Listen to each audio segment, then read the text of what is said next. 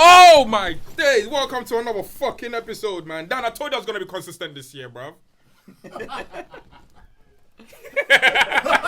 You ain't even saying shit.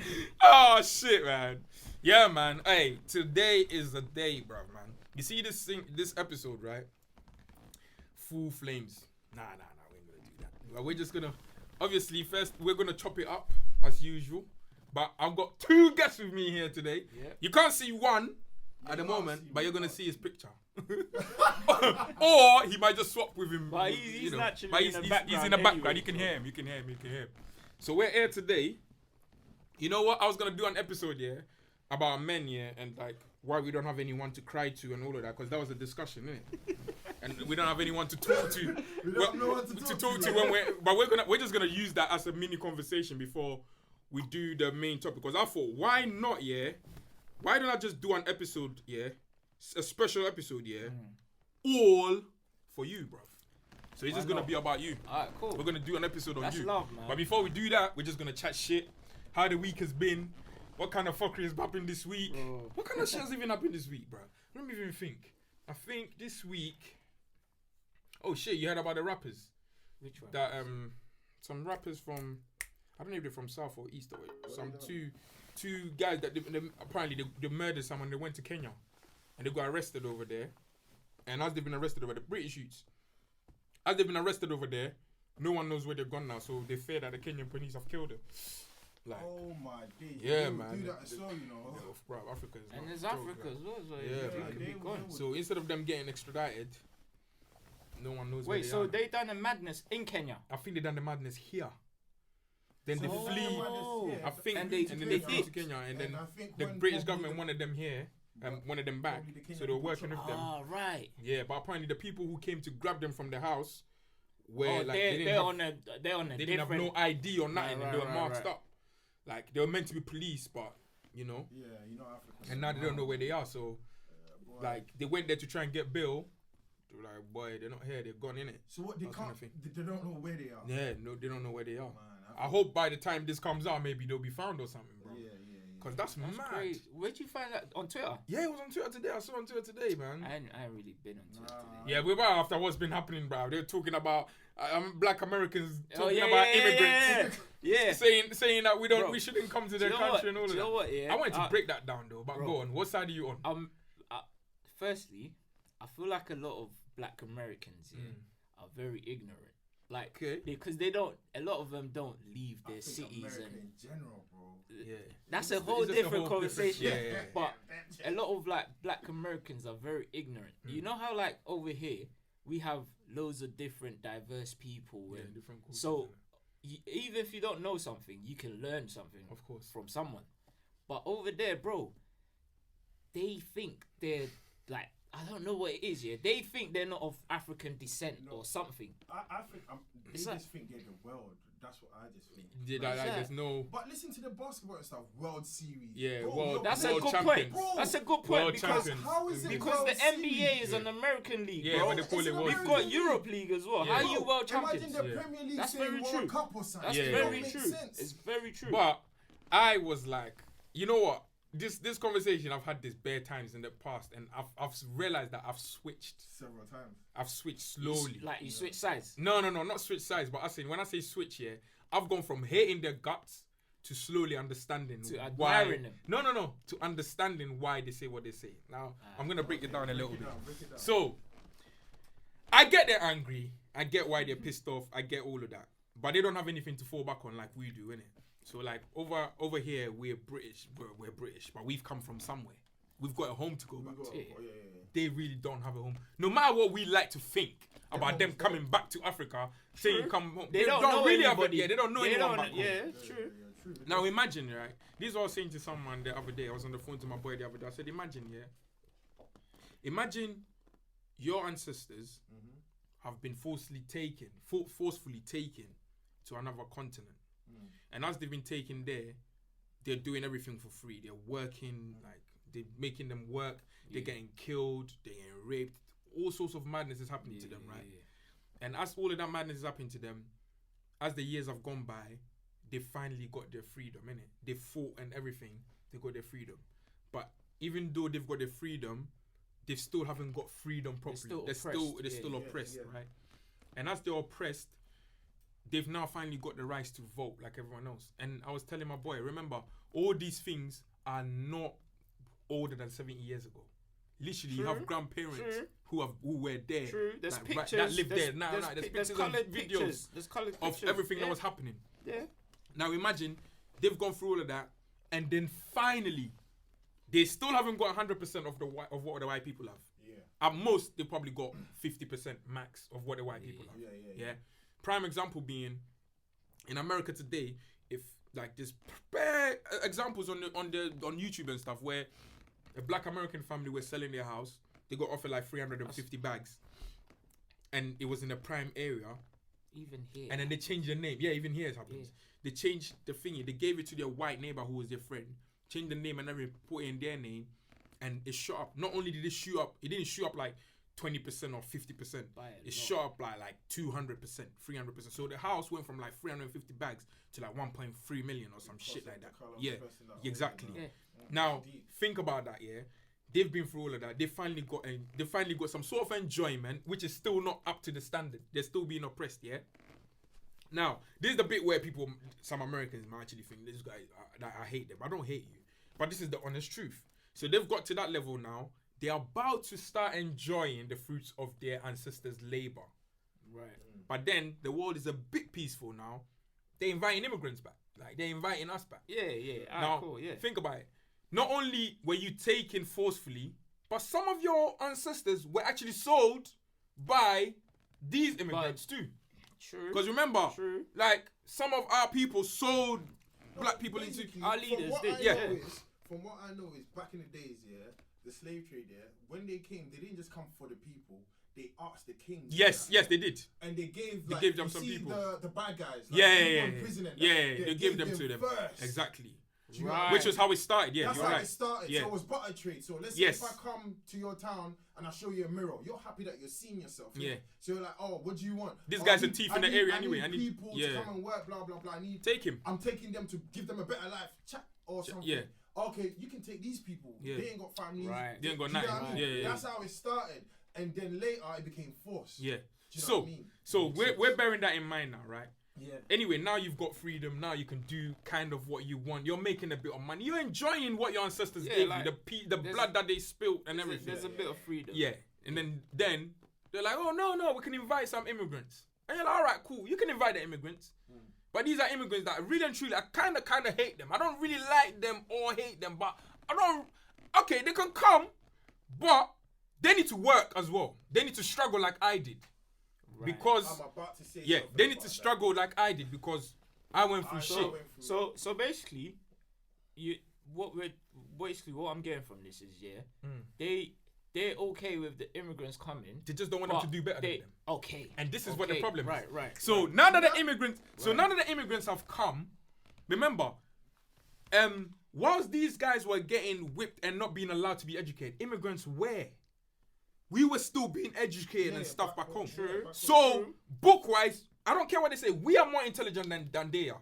We are more learned than they are. Statistically, most people that come from Africa are smarter. Do excel, Let me tell you in the educational system here. here. Because they speak the tongue. That's it. Only it. But this is the problem. So because the Africans, the immigrants are smarter anyway, book-wise. They've remember they still probably have 20 years, education on them because they were still having proper education because they were still back in their countries. Whilst they were over here not even getting education, getting whipped and all of that, even though they were trying to find education. So these lot now have come. You're expecting that because you were here now it's your land, isn't it? Now you're part of the thing because you don't know where you're going. They've come and within a short space of time, what you've achieved in 20, 30 years, they're doing in 5 years. And not only are they doing it and coming equal with you, they're surpassing you. Yeah, because I feel like most of the common grounds is they've lived there. This is it. Exactly. They're into certain material stuff, right? When you come back from, let's say I came from Ghana back here, even though I was born here. When you come back here, you're different.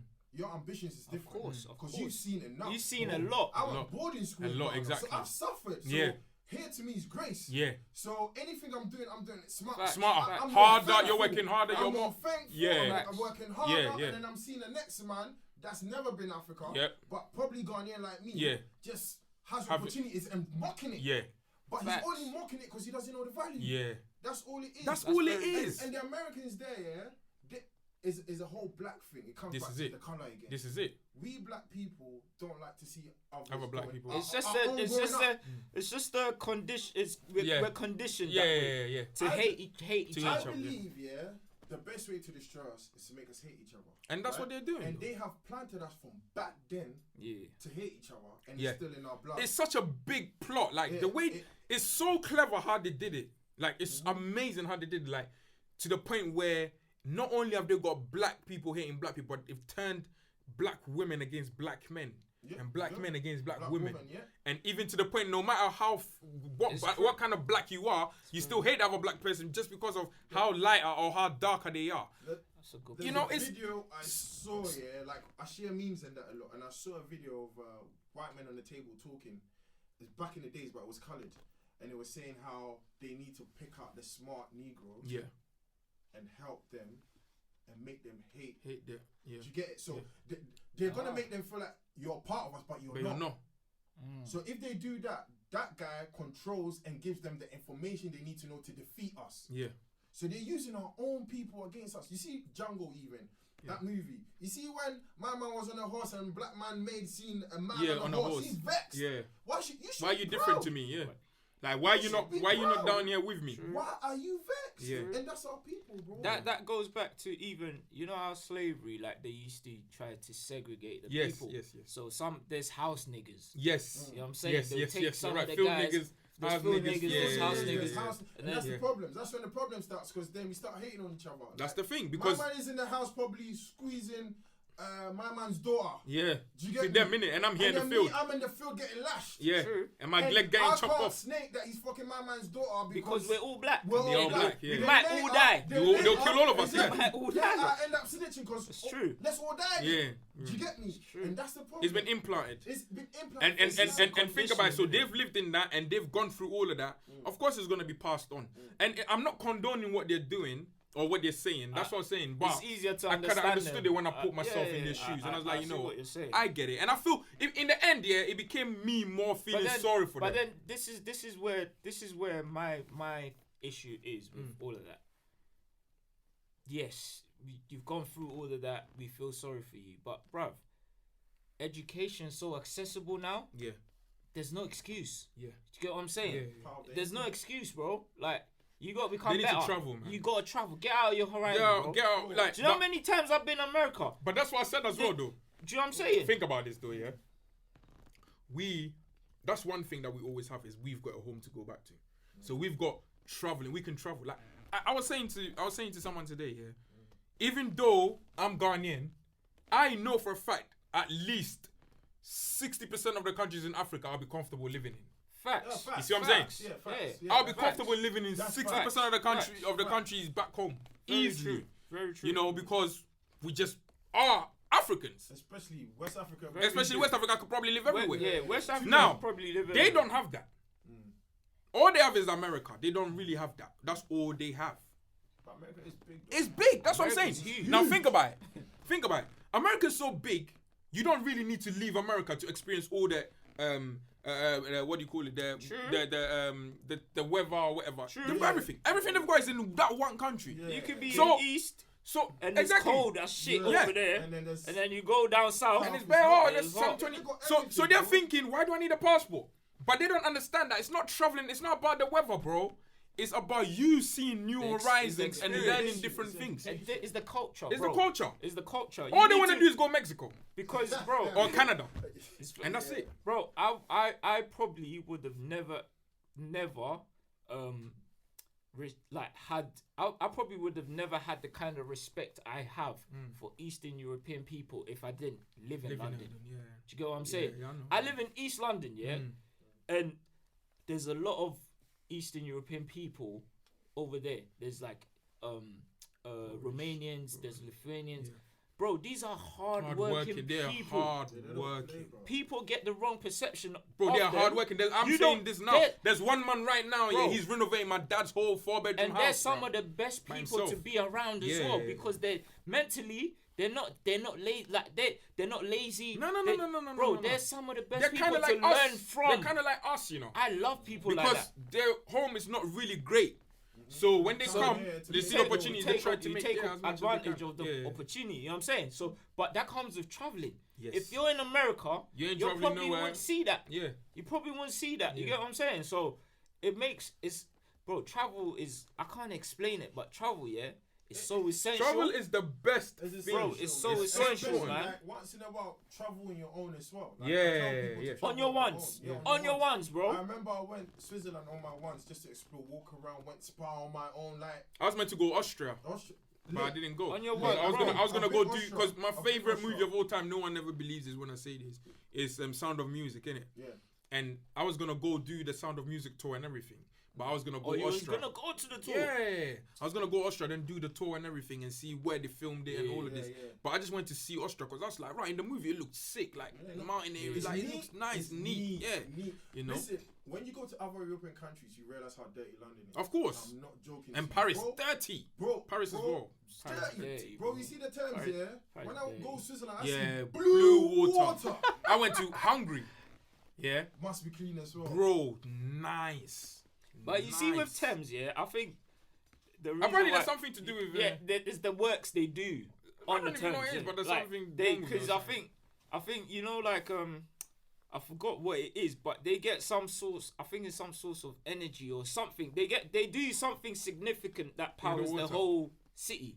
Okay. Out of that water, so it can never be. It can never be blue, or you know what I'm saying. Because there's a lot of works that's been done on that London water. Is very overpacked. We're too packed. London's too big. Just London alone. London special fried rice. I think the London population alone is bigger than Ghana population. Bro, it's bigger, I call this place special fried rice. Everything is me inside. We're all here. That's why our houses are small, man. Bro, and we're always complaining. Small, everything's small. And the houses are getting smaller, you know. But do you know the joke of it? When I leave London, I miss it. Of course. We were talking about this, innit, the other day. I love the transportation. There's so many things. London's beautiful at night. Bro, we was talking about this. I was like, when I was in America, the only place that I realized that maybe I could live here is New York, because it reminds me of London. It reminds me of London. They have a tube system. They have a subway system. They have, you know what I'm saying? You can go from here. Just know your bro, numbers, I went to New Jersey. It's not that far from New York. Completely different. Bro, you wait for a bus for like 45 minutes, bro. You have to drive everywhere. Literally. You don't experience the city that way. Like it's the cities, the people, the everything in it. So if you're not traveling, if you're not on the buses, if you're not on the coach, if you're not on the subway, you don't experience the city properly, bro. If you have to drive everywhere, you're getting from point A to B without actually seeing what's happening. You know what I'm saying? So take a walk in the city, talk to people, ask questions, see what they're like. Yeah, open up, because you never know who you might meet out there. Do you know what I mean? Funny enough, when I went America just before lockdown, and when I was going, I don't know how this girl found me on Hinge, and she was in New York, funny enough. Then she added me on Hinge, and then she was coming London the next year. So then I was coming New York. It was a coincidence. Oh, okay. Yeah. On Hinge, you know, serious coincidence. And she added me. She changed her location. So then I started chatting to her. Nikki, shout out. She's my G right now. Yeah. Went over there. Never met her before, bro. She gave me a good time. Latino, bro. Latino woman showing me New York. New York, yeah. They know the city as well. And she only met me off Hinge. Imagine. So when I came back, when it's returned the favor, Stockwell. Stockwell and Shoreditch. When you pull up, we show you the city, man. We show you the city. Yeah, facts. And that's all it takes. It's just being out there, going out there. When I went there, people just stopping. Americans don't care, bro. Yeah, I heard. They're friendly, I heard. Bro, they're stopping me, but the thing about them, they think Europe is one, bro. Yeah. So when that's the ignorance I was talking about. You know what I'm saying? They also think Africa is one, innit? As well. They think everyone's like, I'm going They think Africa. everywhere's like them, isn't it? Bro, where you going? Yeah, They're like, we're going Africa. Where in Africa, bro? That's Africa. You know when CNN shows the bit where there's a flower and kids' face in Yeah, the streets? that's what they think. bro. But you know what? You won't really put that against because remember, from where they're from, everything is one as well. America really should be a continent. It's a huge The continent. states are all That's been countries. put, The states are all countries, different countries. So they're also thinking that that's everywhere. If you look at Texas, look how huge Texas is, bro. Huge, innit? But I want to go there. I ain't been Texas there. is huge. I haven't been Texas either. Crazy. I haven't been Texas either. I've heard very good things about Yeah, Houston. I've heard a lot of good things about Texas. I gotta go Texas. I've heard great. There's a big Ghanaian community I as like well. ATL though. ATL. Yeah, no, ATL ATL is nice. That's is that Wakanda they call it? ATL is a place I can live, but I can only live there if I'm super successful. No, but you will be. No. Apparently, like it's actually built on black people to be successful. Like almost 70% of the black people that live there are millionaires. I think that's probably why. That's how wealthy. Okay. How well it is. I think that's probably why. Yeah, because all the money stays in that same place. Yeah. They use the money. It's like major black people own the properties, own the stores. Ain't that where Tyler Perry built his studio? It probably will be. That's what I would pick. Well, That's what I would pick. Yeah. But yeah, because they're spending. Yeah, but remember, it's because they're spending all their money in their community. So the money is just circulating. Yeah, so it's just circulating and it's just keeping it in. Yeah. This is what I was saying about culture. You can learn from people. Yeah. You see what I'm saying? Because this is like you brought up Jews, bro. Yeah. Jews are one of the most like helpful people to their community. They always look out for their people. They always make sure everyone's eating. Everyone. We can learn from that, bro. Even Asians as well, bro. I was just about to say, even Asians. I'm from East. So I'm in contact with a lot of bro. You know, when there's so much you can learn from the only difference is that we are so many different people, whereas they're all one people. Like Chinese are one, Asians are all in one place. Jews are. I know what you mean. So we've got different cultures and stuff to explore. But we don't help ourselves. We got colonized. French. Yeah, by bare people. It's true. It's too many different. They fucked us up. The number they did on us is actually even the deep. English. When you actually think about it, it's mad. And they were already fighting about the English. Yeah, it's true. There's even in Cameroon they're English speakers. Yeah, there is. Yeah, there's a small. Apparently the French bully them a lot. Yeah. They go for like civil war. That's like Canada. You know, Canada. They got Canada. I think Canada's the best place because it's got English and French in one place. And they've got like they almost live like the British as well.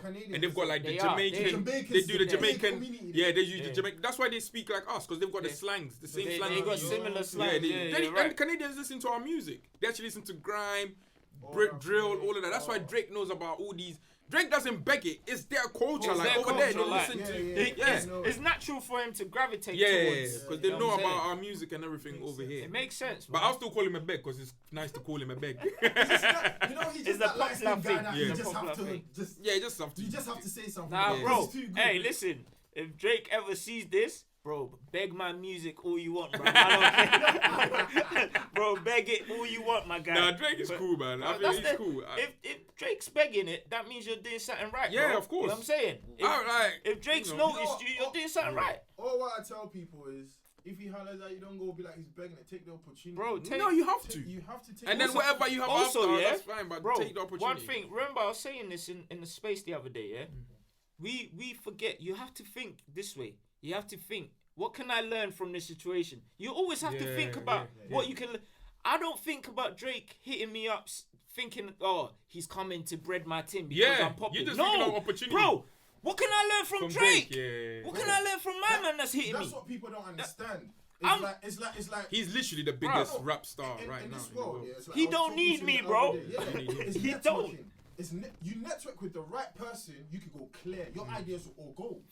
Depending on who you know. Do you know what I mean? So when I go out there, I make sure I'm nice to almost everyone because I don't know what you can offer me. You don't know where they're from. You don't know. You don't know any. Do you know? So when I meet people who are really straight away, I'm thinking, this person could be a billionaire. You don't even know. You don't know. You just have to. This is what I say. I always say, just basic respect. Treat everyone the just same, like man. treat everyone the same, like bro. This country here is not like that. It's because London. It's London though. It's not London. even the country. It's London. It's London. They're fucking us up in London so much, yeah, that we're angry at everyone else. London, You go up to it's Birmingham, true. I went Manchester, Newcastle, they're happy. Manchester, They're happy. Liverpool's Bro, what lit. was Oh, that? Liverpool's super lit. I went Leeds. Liverpool- Oh, I went Liverpool just before the end of the year. super lit, man. Bro, what was I saying I was about? just free, bro. What was I saying? man. What was I saying about how like in the winter everyone's vexed. Yeah.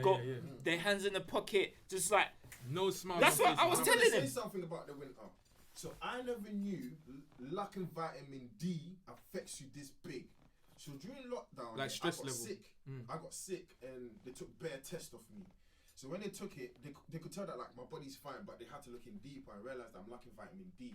Because of lockdown, I've not been going to work like 9 a.m. and I've been stuck in my house on my PlayStation watching bare YouTube. Yeah. I'm not getting no sunlight. Yeah. So We're like plants, you know. Don't get it twisted. Yeah. So the doctor's telling me if I don't get the sunlight, I'm gonna be slow. I'm gonna be depressed easily. I'm not gonna want to do anything. Yeah. So then I started questioning the doctor, like every winter I'm like this then. So what I want? Then he said, the color, you're very dark. The more dark you are, the more vitamin D you need. Yeah. So you need to be on tablets. So they need to give you the tablets. Yeah. I even take it as well. I need to be on tablets in this country. That's he said, just be on the tablet. Because and that's why I'm here today. Bro, if I wasn't on them tablets, you're not hearing me to come podcast at this time. I'm looking at I'm tired. Fuck this. And I didn't know vitamins. You know what's so funny? This is what I said to. Okay, so remember I was telling you about Afro Nation. Yeah. I tweeted this because I remember there was one thing I noticed a lot. Right, I had never seen so many happy black people in my life like that, congregating in one place. Man. And I wasn't even there. I saw the snaps and it was beautiful. There was sun because Portugal is nice and hot. There was sun. Beach. There was beach. There was sun. There was booze, alcohol. Yeah. And Portuguese food is nice because they do like what we do in Africa because they've got it equal. So everyone was just happy. Yeah. And I realized as well, black people are more happy in this country during the summer. Yeah. Oh, so it's definitely got to do with you know what? Summer, my household, there's due to be an argument. And the argument is big.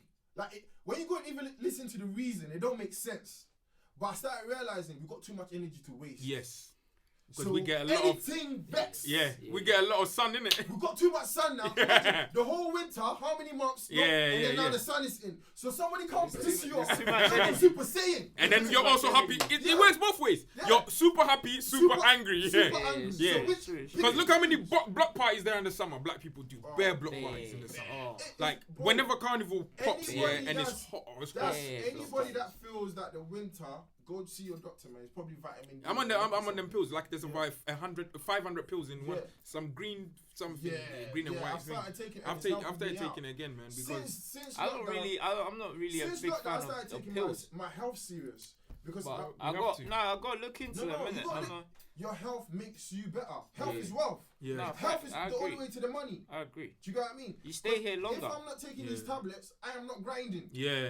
Because you're almost in a depressive state. But I'm more of a if I'm lacking something, I try and get in natural like fruits. I'll try and get in fruits and vegetables rather than taking the pills. Do you get what I'm saying? I do.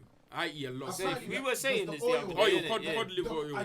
We were saying this because I don't eat prawns. Fish. I don't eat prawns, but I eat. You need to eat tilapia, blood. I eat certain. No, I eat fish. I eat fish. I love it, bro. I eat fish. I have calamari. I have like other seafood. Yeah. It's just prawns. It just feels weird in my mouth. Yeah.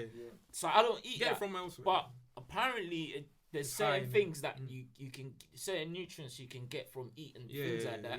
That. You're lucky. Good for you us. just need to find out and buy them tablets. That's all it is. I'll tell you, I've got mine at home. I'll take a picture and send it to you. That's all it is. I'll send you a picture. Us youngers, what we need to understand we need to understand ourselves because our body's like the car. It's the car that it is a car. MOT. Facts. MOT, this team, Stop moving around. Facts, bro. Man is moving like he's mad. MOT the thing, bro. I was moving crazy, bro. Growing up now, understanding. Like today, when I was coming to Link U, I'm hungry. I had to buy food before I'm firm and Yeah. Because then you're gonna get there, then you're gonna be all pissed off.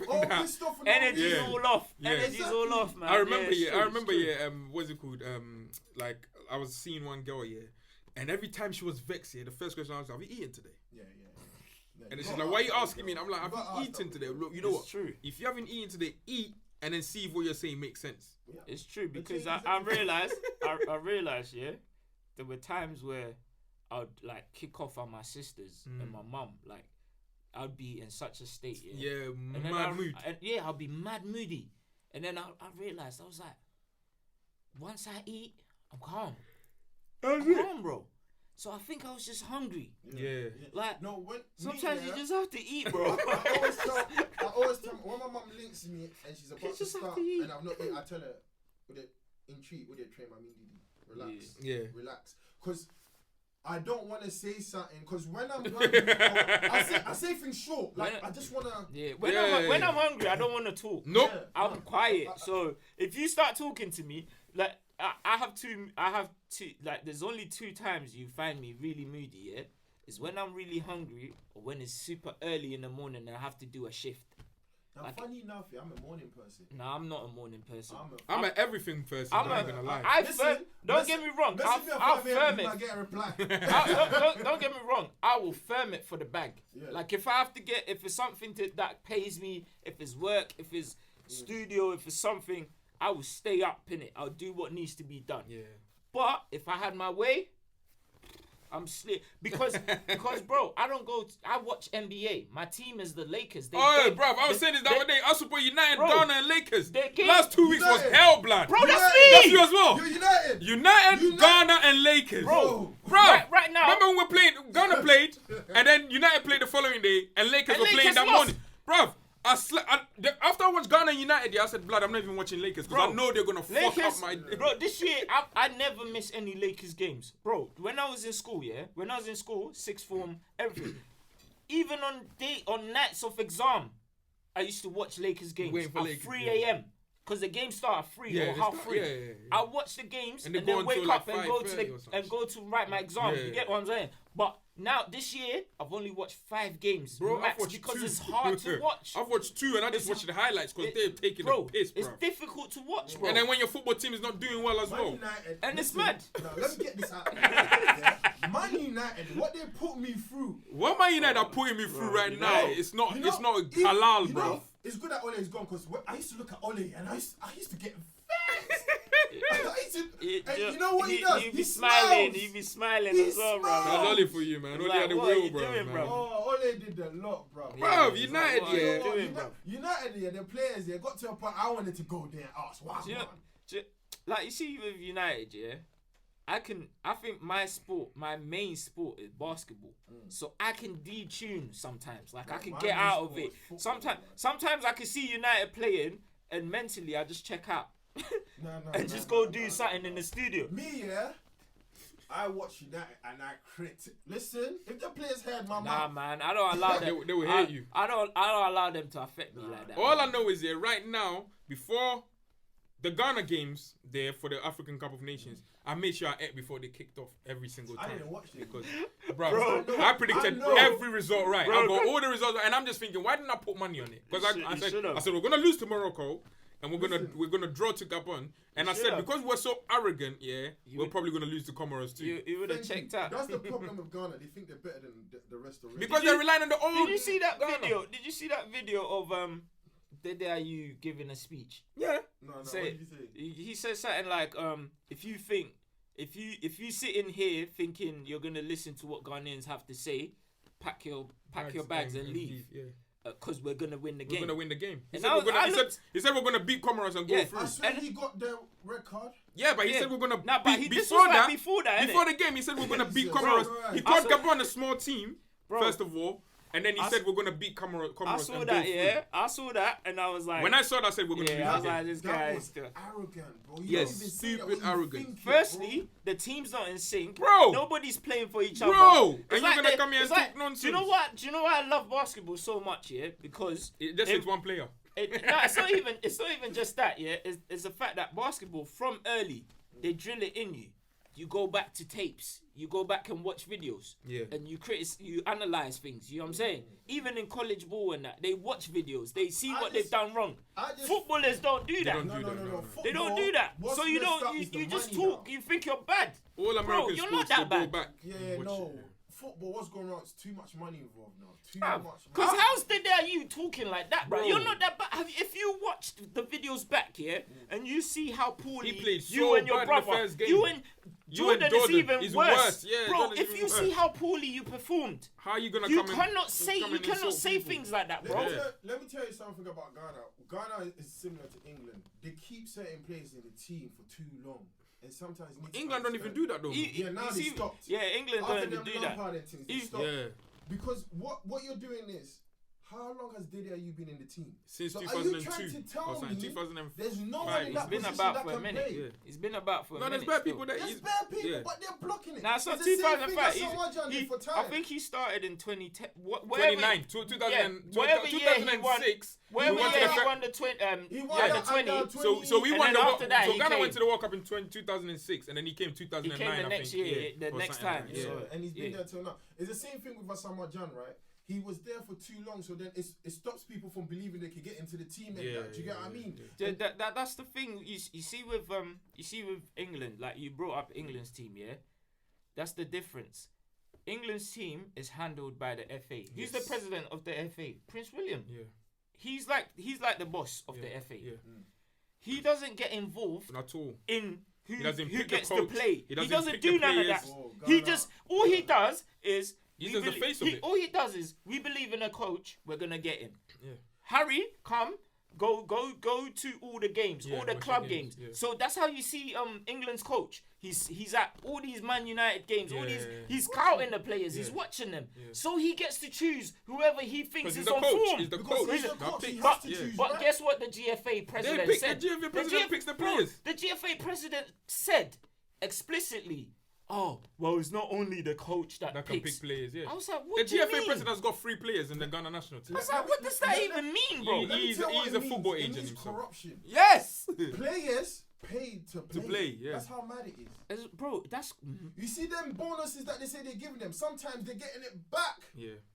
So they'll give it to you, but you're getting your money back. For getting into the so team.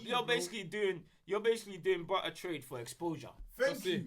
So now, instead of us doing it great for the country, it's corruption there as well. Yeah. Every angle in Ghana. Until that changes, Ghana don't deserve any happiness. I always say, I agree. I always say that the main problem is the GFA. Until maybe some government official, maybe sports minister or someone. But they're not allowed to. Someone gets involved. They're not allowed to. How? Because they said the FA in every country, FA is not politically run. So any part of the government is not allowed to interfere. But it has to be another body higher than someone's got to be higher than FA, bro. I bet you any money other countries, they've got people higher than their FAs who will check them. It's only us that won't have it. Bro, even the English FA right now, if they're moving mad, you think Prince William is going to sit there? No, bro. You know what I'm saying? Yeah. If they're doing things, if Prince William finds out, what's his name? Southgate. Yeah. If he finds out Southgate's taking money for certain players to come in, bruv, you think he's just gonna sit there and let the country be disgraced on national television? No. The thing is, people think about their pockets instead of the nation. That's the problem with Ghana. And it gets to the point I get bare emotional when we talk about Ghana. I swear down, I even stopped now. I even mock them. Like, do you know what? I just say it how it is now. It is what it is. Do you know what I mean? I get so emotional because it's like we could do so much better. Oh, we could, but bro, it's a long way to go. Cause do you know what's mad, yeah? We had quality players back then that wanted to play for like Kevin Prince Barton and that. They wanted to die have you seen him on Twitter? I saw him. Bro.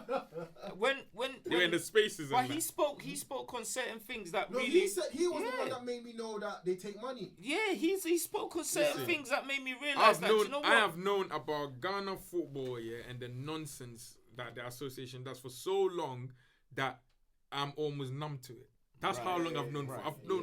I've probably known from since I was like 9 or 8 or some shit. My cousin played for Ghana. He played one game, and he was probably better than a lot of people. He came on to play, and he still got man of the match. He played one game. Can you imagine? One game, and he didn't play again. There's quality players, bro. I don't get why bro, imagine winning the World Cup or African. Do you know another? Bro, do you know what that is? Bro, do you know another thing? Do you know another You thing know what that does for your country? Do you know another thing that I find strange? Yeah, is they always start this committee. All the time, because it's money chopping. We're doing a coaching committee. Anything that Ghanaian footballers do, yeah, FA or whatever, to do with committee, group, this and that, is money. How about you actually start a proper committee that's a scouting committee? Bro. They're not even watching these players, you know. They don't care. They don't know the amount of talent they have abroad. They do not care. Or locally. Bro, there's players locally that's sick. It is all money. It's sad. It's all money. There's Everyone's players that are everyone's in hungry the in country Ghana. that's You know, sick. hey, someone made a valid point, yeah? He goes, because I was like, rah, I get it because people are hungry. And he goes, nee, I know people are hungry, yeah, but trust me, the people who are doing these things, they're not the hungry ones. Facts. Because they're the ones that actually have the They money. got money. They're the ones that have the money, so they're the greedy greed. ones. It's So greed. it's not even hunger. It's It's greed. Yeah. It's facts. It's just greed, bro. It's just like the politicians. Yeah. They got money. They got the money. They yeah. don't need to do what they're doing. No, but they still do But it. it's greed. Let me tell They you the have thing I used access. to tell people, do you know what's hard about Ghana? Why I don't know when it's gonna get fixed. Because there's so much corruption when you come to shine the light. Yeah. They get rid of you. Bro, you're the bad guy. Oh, You're the bad guy. you might even turn. Bro, apparently, it's that You deep become that one you of them. become them. Let me tell you, you become them because if you can't defeat them, You have to join. join them. Yeah. You have to because confirm. if you don't join them, There's no they space don't- for you. bro. Yeah. They control the facts. media and everything. It's They facts. can just make Bro, up something. You see, I like the topic of payola the other day. Yeah, when we're talking about payola, When I watched that episode, Yeah. because that was mad. It made me think about Ghana. Yeah, man. Because there were times where, like, this was back then when I was doing like the SoundCloud stuff and that. And there were times where I was trying to get like some of the songs to go to some of these DJs so they can just listen Quick to spin, it. yeah. If you learn, you don't even have to play it. Just Yeah, listen to it. yeah. If you like it, play it. Because I thought it was they were moving like us here. Yeah. That's DJs Yeah, here. yeah. Realistically, you give them your stuff. If they like it, they'll play it. They're not asking you for money. They're not supposed to anyway, legally. Yeah. I thought it was like that, bro. They made me see that I'm a dickhead, bro. Yeah.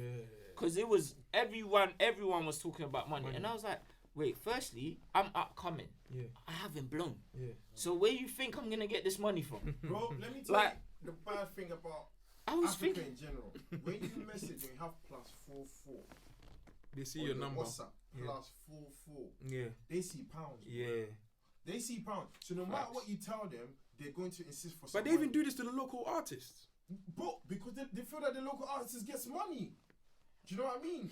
Because they're standing in these Jordans and that, so you must be getting money. You're playing on a radio station as a DJ where you get paid, but you still want to You got a collect money salary, from bro. people. You Yeah. got a I have salary. messaged If DJs you like, in Ghana, like YFM and all these things, because I used to help manage an artist, and I'm saying play a tune or listen to it, like what he's saying. yeah, bro, just The listen. amount they're saying, to send them to play your But song. I'm a big up one DJ. I'm actually gonna big him up today. There's one guy at YFM. He's at YFM Kumasi. He's called NII DJ. Yeah, NYD. bro, that brother showed me love. This was a song from years ago. It's called Work. Song wasn't even mixed properly. I wasn't in my production bag. I didn't know what I was doing. I was just messing around. Beginning times. Yeah, bro, beginning, I didn't know what I was doing, innit? But he played that song on radio at least more than once. Like, I have video evidence of that. So big him up because he just Big heard yourself up, he bro. just heard it and he liked it. He played it on radio, but the only thing he charged for was he has a blog. So obviously to put up your thing. That's his own personal. Yeah, that's his personal thing. So to put up your thing, and I understood that, so I even paid for hustle, it. yeah, I was like, yo, the blog is different. I will pay bloggers to put up my stuff. Of course, yeah. But when it comes to DJs, bro, you're meant to be the people that organically play the- put us on. Yeah. Put us on They good can link music. you to artists So, and shit. you know what I'm saying? And this is who Shatawale should have been angry at instead of saying fuck Nigerians. Bro, Shatta Wale was his whole focus was let like. me tell you, Shatta Wale, I always tell people it's calculated. He is. He He does is. these things. Very- He does these things very at the right time. calculated. Specific. A specific Bro, time. Very calculated. Let me tell you, Very Shatta calculated. Wale is a hater at the same time he wants the good for God. He's an opportunist and a hater. So at the he same time. wants to be the one leading it. If it's not him, it's a problem. Do you I get it? agree. And if he sees anybody coming up he's gonna look. I don't know why Shatawale did it. I personally think Shatawale is hating on the new guy that Burna Boy featured. Oh, Blacko. Oh, Because it don't Black make Sheriff. sense. Let me tell you why it don't make sense. Shatawale and Burna Boy's beef is time. Bro, I've watched videos, bro. Right. It's time. Right. It's always on and off. Why do you choose? That's a to good bring point. it on That's a this good timeline? point. Do you know what? You might be onto something. Yeah. You might be onto Why do something. you choose for Blacko to link up Burna Boy to say fuck Nigerians when a Nigerian man is helping our brother? You might be onto something. Why do you choose to stop Blacko's shine? Because he's the up and coming. You're right. You might be onto something, bro. You might be onto something. Very well. He knows who to hit. Because you're right. Because what you said about if it's not him championing the thing, he don't like it. Because bro, think about it, yeah. When he was doing Hosana and Burna Boy, did he say fuck Nigerians? You're right, bro. No, he didn't. Because think about it, yeah. This Black Sheriff guy, I've spoken about him to my friends, like in the studio. We just be vibing and we talk. And I'm like, this brother inspires me so much because his thing, you can tell, is favor. Yeah. Like, he's so blessed. Time. It's just so perfect. Yeah. You know what I'm saying? It's a lot bigger than just his talent. So when you see that, yeah, you can as an artist as big as Shatawale, yeah, he probably wants to be the person that's like, oh, why has this guy not come to me? Yeah, he wants to do a song with him first. Bro. Yeah. No. These times he didn't go and seek out Burna, you know. This is the new school. Yeah. We don't need you, man. No. We don't. Burna Boy reached out to him. Bro, this is the new school. We don't need none of that cosign, bro. No anymore. This is why I like what Blacko and them man are doing. It's done now. It's bro, done now. We don't need the cosign. Do your thing. And I'll do my thing. If anything, you might need to jump on the young thing. Yeah. This is why I like what Sako does. Yeah. Because when he sees a young guy that's killing it, he will jump on it for free and support them. He does it because he wants his name to still be there, up there. And then he's still present he's still now. he's still relevant today. He does it as a form of support, but he understands the benefits as well. Yeah. And that's how music is. That's why you feature people. That's why you collaborate. But you can't just move like that, man. Come on, man. Shatawale is using the ignorance people to support. That's the thing. Because I always say this as well. See, really bad. You're so right. That like the whole, he's got that camp. He's got the streets. He's got the streets. He's got the streets. But then he's got the streets, but Sheriff is beginning to take the streets. No, Sheriff has got the streets by the balls. By the balls. It's different. No, Sheriff is controlling the streets. There's different streets. No, but Sheriff, he's taking all of that, but they'll still support. Don't support Shatter. No, but listen. But Sheriff has got Shatter's fans. Sheriff has got everybody. Yeah. He's got everybody, bro. Exactly. That's the problem. So he's got there are people in Shatter's camp here on his street who like Sheriff. Yeah, but the Sheriff lot will not like Shatter. You have to understand this, yeah? You have to understand Look at this. Sheriff's songs. Bro. Bro, one sec. Let me break something down to you, yeah? You have to understand this. Shatter always speaks about Nima. Of course. Right? Yeah. He always speaks about Nima and all of that, yeah? Big up Nima. Yeah. Sheriff is a Zongo boy. Yeah. He's Muslim. Yeah. Automatically, Nima's gonna fuck with him. 100%. Do you get what I'm saying? Yeah, Nima is gonna fuck with Sheriff. Easily, quickly. Automatically, bro. Yeah, true. And then the content of the music as well is street music. Yeah, they'll fuck with him. He's got the streets by the balls. You don't understand. He's got a shaman. He's got Nima. He's got Tema. Even Kumasi, bro, to a point. He's from I think he's from Konongo Zongo. He says it on the song. Bro, he's Kumasi, he's got everybody. You know what I'm saying? And remember, he's even got the audience listening because he's singing like Bisa. But it's Bisa. like It's not. Yeah. His style is very different. His style is very unique because it's like he's cold. It's like I'm listening to my old school granddad's music, but at the same time is with a drill beat. Yeah. So I'm like raw. So it hits you different, bro. It hits you, gives you that Ghana link. Like and you know what? His song Gold Digger's fucking nuts. Oh. That song. And you know what? We have to big up that producer. That producer, Sam Snake, bro. Big up yourself, man. Bro, Sam Snake is hard. Big up yourself, man. And also, he's one of the people. If I go Ghana, I'm gonna go find him. I'm gonna go find him. I can make. I need to link him. I've been listening to this kid. Yeah, there's a kid I've been listening to. I think I said it the other day. Yeah, and I told him. I think I messaged him. I said, bro, this is your fucking year. Because I remember. I've messaged Sheriff as well. Not like DM, like I sent a message on Twitter, like It's probably on my timeline where I said, bruv, this is Sheriff's year. Like when I heard of him, like early last year was when I first heard of Sheriff. And when he was doing the freestyle. Yeah, and I was like, nah, this kid, and there's this kid who's giving me the same vibes, and he's called Ara the J, and ARA the J, bro. The kid is insane. He's from Ghana as well. Yeah, bro. Like he's fucking insane, man. Like literally, he's so cold, and I'm getting the same vibes from him, like the same kind of vibes. And I said, bro, if he stays consistent, he's gonna take over. Yeah. That's all it is. If he stays consistent. You just have to keep feeding the streets. Yeah, you just gotta keep on going. Just keep feeding the streets. You have to remember, You have to remember, Black Hole had songs that were on hundreds of thousands of views before he even blew up the sermon. Yeah. So the brother's been grinding. Do you get what I'm saying? And good music is always gonna find his way. Bro, stop it. It's gonna you travel. Can't stop it. It's gonna travel. His songs, these things that these radio stations do, they can't do it with him. He doesn't need them. He doesn't. That brings me to the Asaka boys. Yeah. They don't need radio. No, they don't need radio. They don't need radio. My cousin, because apparently they don't perform a lot even in Ghana. Bro, because they're blackballed. People blackballed. They're messing with them. You know, they blackballed them in Accra. You're trying to. Do you know there was a period where in Accra they don't even play songs from Kumasi, bro. Yeah, it was a thing. It was a thing. Big thing, bro. Because the Accra people are used to. It's always been them. And then obviously now, someone else is taking the shine. But you see with the Asaka boys, I feel like it comes down to the point of us hating our people. Because bruv, how are you gonna see these guys? You see someone elevating you. You're gonna see these guys going up. Do you know what? And then you're booking people for a show.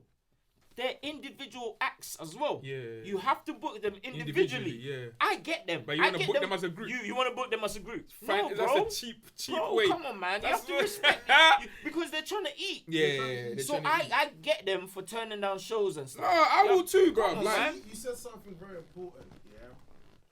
When I came back from Ghana to live back in this country, and racism was a big thing, I realized racism is even back home.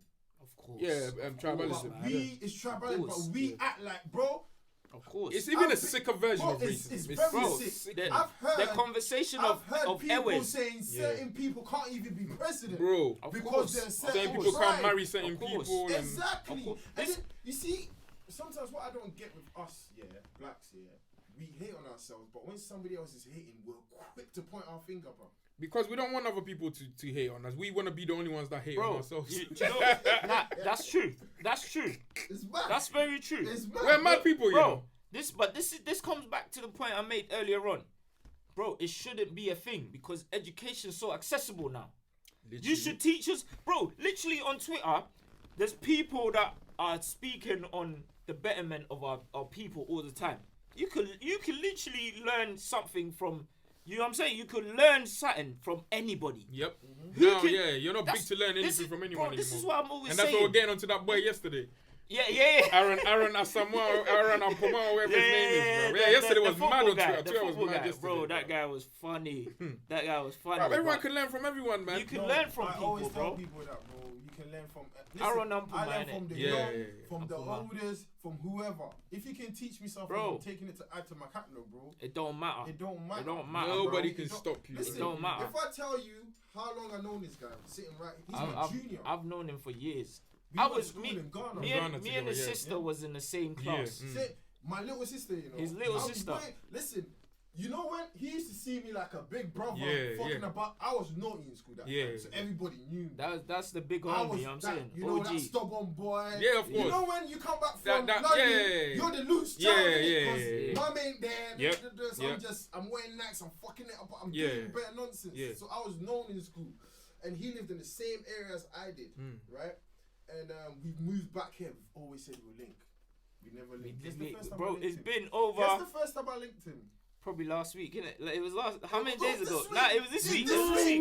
Yeah, it's this week. And we've been here for 11 plus years. No, you lot are mad. And the funny thing is, work with music and We're in the same business. We say each You know what other I'm saying? feedbacks on Twitter, you know. Like if Oh, I see man. We talk all the talk, time. we say each We other just love, didn't- but we never met. We never linked. Then he did his mixtape. Yes. So when he did it, I Which went is on what we're Twitter. going into now. Yeah. Yeah. When he did it, I went on Twitter. I saw. I was like, rah. You know, it's like when you see your little bro. Yeah.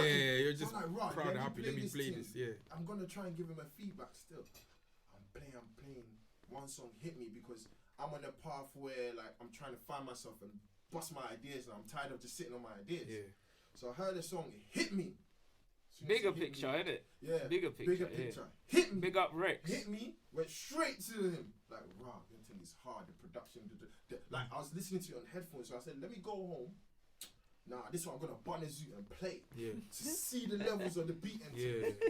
I was in my element. But next day in his house, Yeah, bro, he hit me. He was Take like, that, you know. Bro, You lot mad. bro, it's mad, innit? You lot so It's crazy, mad. bro. It's mad. Bro, It's me, mad. yeah, like when something hits me, it's like an adrenaline rush. Yeah. It's like I can't stop myself. Bro, he hit me on the day it dropped because he had listened to it. He hit me. He was like, "Yo, what you doing? What'd you say?" He was like, "Oh, I got to come see you," and I was like, "Yo, I'm a buy, innit? When are you free?" I said, "When are you free?"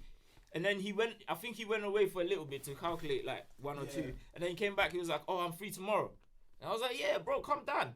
I'm working the next day in the morning, but." It's you. True, yeah, it don't matter. yeah. It don't matter. You could come late at night. And you really stay if you're tired. I'll stay up Yeah. and go to work and then come back and sleep. It's Yeah, calm. yeah. You know what I'm saying? And then he pulled up, we chopped it up, and I Shit, realized man. that, do you know what? We're even gonna do a lot great. If you think the mixtape was sick and it we're gonna do a lot greater things We'll be because back here. You call us back Nah, here. Bro, facts, ask him. bro. Ask him. You know how Right. quick it was for me to get him He here. was Like, telling me on the way here. bro, we were just in a space. we was in a Literally, space on because Twitter. you're in a space on Twitter, like they were talking about, and it's because of Purple, isn't it? Like she had us in Big a up- space. big up Big up Purple. Purple, man. She Big had up us in a Purple. space, yeah. And we were Jiggy just Ryder talking. as well. him, Ryder definitely plugged me in there. Yeah. So Ryder plugged him in.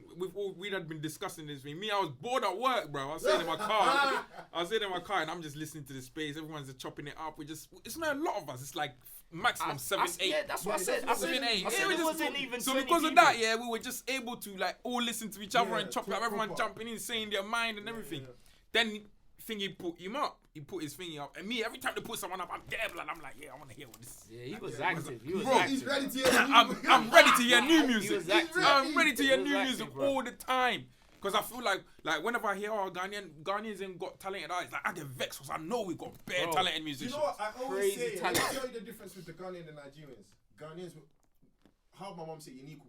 We don't have. Like, Yeah, We don't have we're not we're not courageous. Yeah, we're not Yeah. courageous. We're not risk takers. Yeah, we're not risk. Yeah. Even me. So a lot sitting of- here today, I'm trying to break that. A lot of people, very a lot of true. people think I'm Nigerian because I risk. I take bare risks. Bare You do Yeah. whatever it I takes. do whatever. Like I Yeah, don't give a yeah, damn. I got yeah. one life to live. We're too Let Let me live calculated. my life. We're too Let me. we're too yes, calculated, way too I'm bro. very calculated. calculated, but I'm learning to break. Be- it. yeah, Now, even me, I'm learning to break it as yeah, well, yeah. bro. And I've realized it's not good. You got to Yeah, you can't. No. Bro, cause this Ghanaians like to- bro, this music that I dropped, it probably would have never came. I would have sat on it forever. like Do you know you how said, much yeah. music I've sat on in the last 10 years? Remember, I was telling you how many beats I've lost because I didn't do shit with it. Because used I to was too produce it, I lost all of calculated. it, and that was it. I was like, it's gonna sound this, it's Bro, gonna be this. If I tell you that I have, bro, I wish I could go on my timeline and show you things I've worked on and I've stopped. And it's all because... We were talking about Yeah, we were that. talking about The- and the- it's all because... he's done so much Listen, shit, man. It gets to a point here when... One thing I'm going to say to people that grew up here and have friends here, use them wisely. Yeah, because I grew up semi here and there. Same. Because I came here when I was 13, Yeah, so it's just here and there. so it's like, mum took me back when I was 11. So from 11 to like 20, I was in Ghana. And I come back. I don't have my teen friends here. Yeah. So when I'm doing stuff with people, it's different. You're not gonna give me the 100% love. You don't know me like that, yeah, and yeah. I can't hate. Yeah. Do you know what I mean? Yeah. So I'm working on a different pattern. So cause people didn't know me, I don't know them. It was hard for me to push certain things. Cause if I bring an idea, they end up taking it because who do I know? Of course. So you just bare stolen ideas. Bro, That's People are mad. Who do chopping. I That's know? mad relatable, you know, because Yeah. a lot of my friends, a lot of my true friends are in In Ghana. Ghana. Yeah.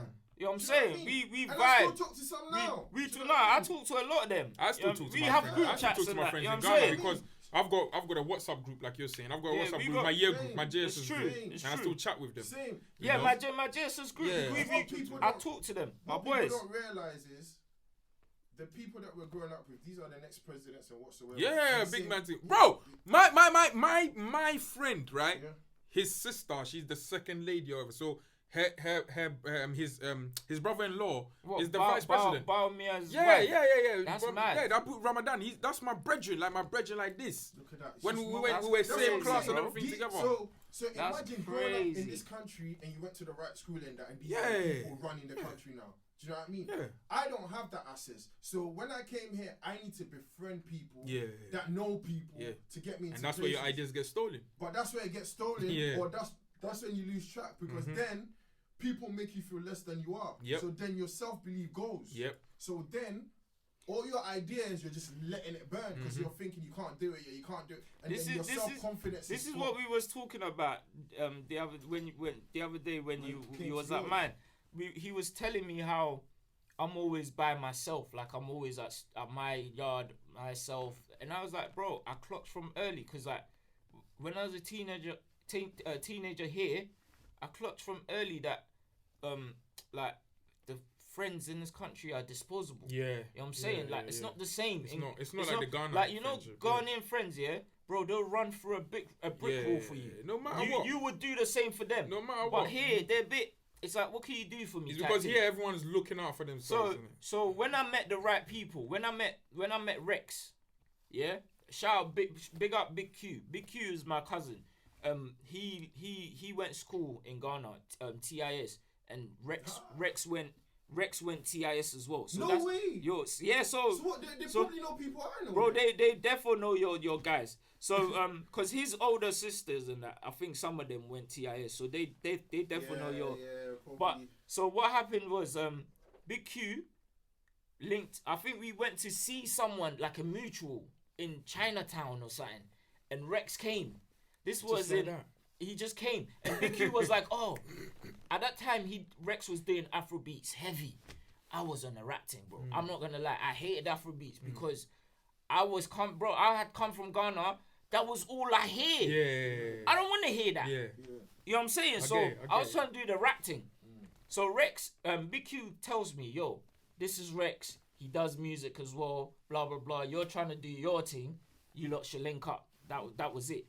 Rex, and then we played it off. We were like, oh yeah, we'll link. And then he came down one time to my yard, bro. It was mad. We only had one rubbish mic. We recorded first time. We didn't even have the proper auto tune. It was like a cracked version. It wasn't like, you know what I'm saying? Bare problems, bare issues. I didn't even have a MacBook then. It was Windows. We was using free softwares and, you know what I'm saying? Audacity and all them things. So, bro, we've been through it, bro. I'm telling you. So he came. So this is why. Now me and him has linked. I've clocked he's on the same page as me because he's lived in Ghana for time. So he gets the brotherhood. He gets all of that. He understands. So it's easier for me to be myself around this brother. That's you know what I'm saying? That's key. It's easier for me to be myself around him. So now he's teaching me, bro. This guy don't know how to make beats, by the way. At that time, I was learning to make beats, so I didn't even know what I was doing. Too tough. But you see me, my confidence is sky high. I can make you think that you know what you're doing. Do it. Yeah. You know what I'm saying, bro? I remember first day I ever touched the drums. I made people think I knew how to play drums. I had never played drums in my life. It was like church. The drummer wasn't there. And one uncle was like, oh yeah, so what you do? I was like, yeah. I jumped on. I didn't know what I was doing, but I was firming it. We held down the service anyway, you know what I'm saying? Yeah. And then eventually I started getting interested in some instruments and whatnot. But that's just always been me. Yeah. So Rex was like, yo, bro, try producing Afrobeats. I hear the rap thing that you're doing. Because he was rapping as well. But it was like, no, let's try to do Afrobeats. So he was like, yo, do the snare this way. Cut. Like, do this, do that. He was telling me what to do. And then I was like finessing it. I was patterning it. Even though I couldn't play instruments or anything. I was like, alright, we'll make it work. Bro, we grew from strength to strength. Then I started saving up my money. So I didn't want to go uni. Me and my dad had a big fight over it, bro. Well, yeah. For like 1 whole year, we didn't talk. Mother's life. My dad came because my dad lives in Ghana. He's never lived here, so he lives in Ghana, but he always comes here. So he came to visit us, yeah. And the whole time he was here, he wouldn't speak to me. My dad loves wrestling. He figured out a way to put the wrestling on without me being involved. That was when I knew, you know what? I have to mend this relationship because, you know what I'm saying? That is telling you, you can live without you. Yeah, no, facts. He's petty! Bro, I will walk past him. I will walk past him and say good morning. And he just... bro, man's figured out a way to have wrestling on 24/7, you know? This was just because I didn't want to go uni. Yeah. I was like, I'm doing an apprenticeship, you know what I'm saying? Yeah. Forget all of that. I'm not going uni. And then I had to go tell him, because it was bothering me. So I had to tell my mom, I was like, listen, I don't know what you have to do. If you have to break the bed, break the bed, did it? So me and him could become cool again. Yeah. And my mom was like, bro, the best thing you could do is just start looking at uni and like make him know that you're serious. So I was like, if I'm gonna go uni, I have to do something I like. But then I was like, I don't want to do music in uni. Yeah. Because I'm someone that I learn a lot. Yeah. I learn from YouTube. I'm very practical. Oh, yeah, you did if say I'm that, in a room and you're doing something, I can watch you and learn. learn. When I go home, I'm replicating. I'm a copycat ninja, man. That's me. Yeah.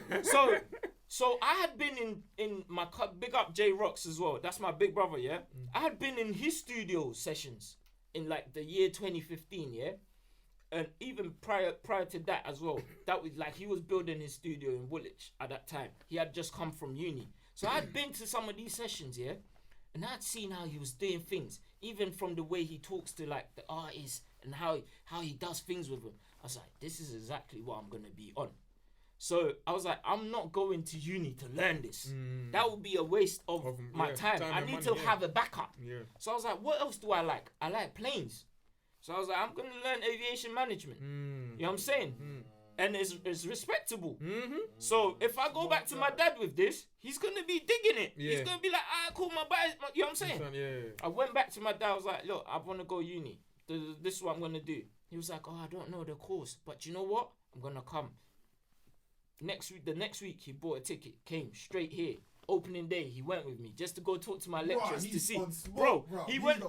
But that's, to me, I respected him more because that was love. That's love. I never experienced that before. You know what I'm saying? Like me and my dad's always been cool. We bonded over football and that, but I never experienced that kind of love because I was like, bro, you bought a ticket to come to my opening day. Bro, this is not a school. Man spent $1.50.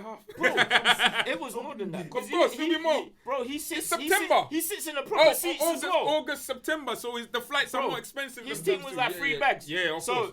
He's in proper seats, bro. Business class and that. It was like, bro. First class. And he didn't even stay that long.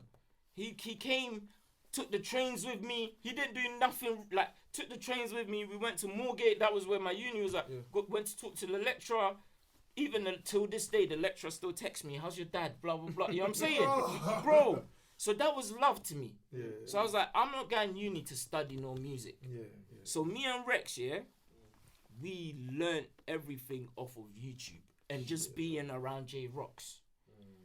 J Rocks doesn't even know this. I probably haven't even said this thing. So I'm going to send him this link when this comes out. So he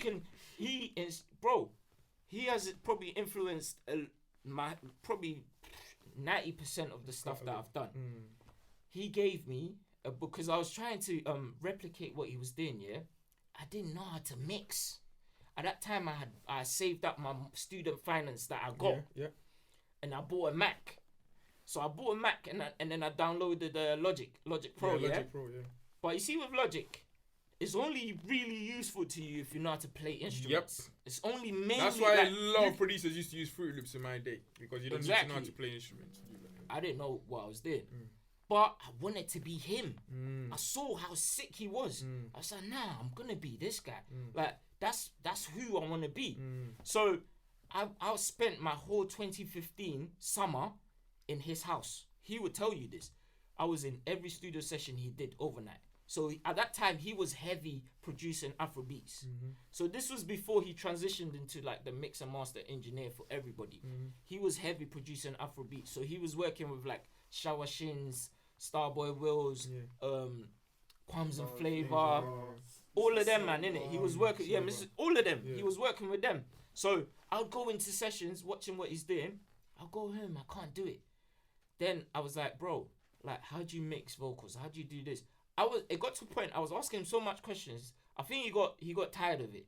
So he gave me his book, because he went uni to study, like, music, like, properly, innit? Like, engineering, production, all of that stuff, and the music business.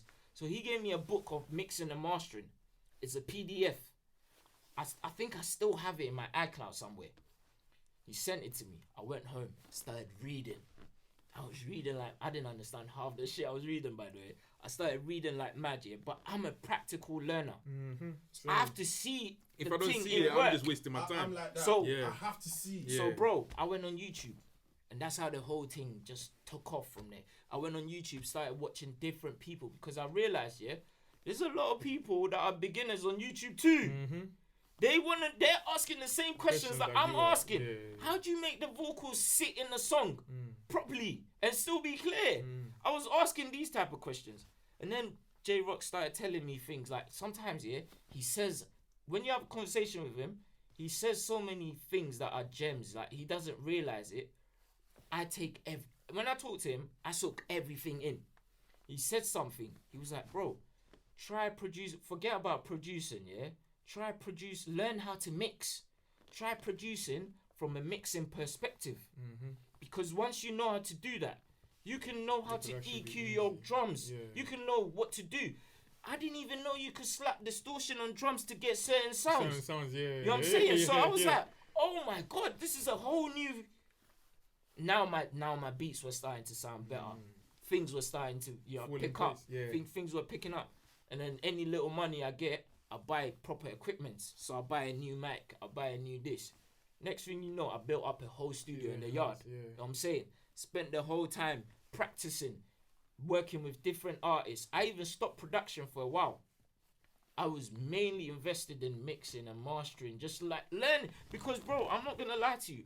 If I wanted to go to someone to pay for that, I couldn't afford it. It'd be a lot of money. It's too much money to spend. I couldn't do that because I make music. Every time an idea comes to me, I want to create it. Do you know how much money I'll spend making music every single day? Do you know what I mean? So I had to learn all of that stuff, bro. And then, so I will always big up Rex in it. So that's why when he said bigger picture, I had to bring up Rex. So because I always said, if a label was to approach me to try to sign me, I will bring up his name. I'll be like, bro, honestly, if you want to get the best out of me, you might want to think about signing this brother too. You know what I'm saying? You might just want to think about it. You know?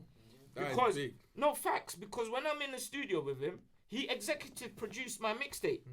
He was that one that said, listen, put this song after this song. Do this way. Sonically, we want it to sound...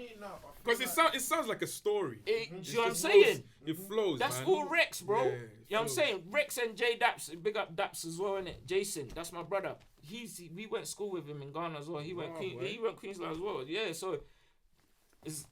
Once you link up, beginning to be a family team. Once you link up with people that are like-minded, it's easy. You realize that, do you know what? I could be myself around these people.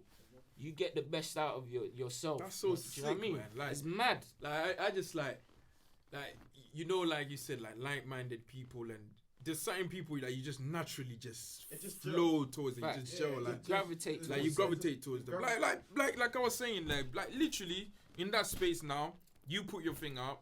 I got in your page. I didn't hesitate. I just went there. I told him. I said, you showed me so much love. Bro, I just went into the Spotify straight away. I was like, that's it. I've heard he's good. Let me go listen. Bro. I had the first track. I was like, this is fucking cold. I've gone to his house, Wednesday night? Wednesday night? I played him some unreleased stuff, innit? This guy's messaging me, Friday morning saying, do you want to come pod? Yeah. You're like, where did that come from?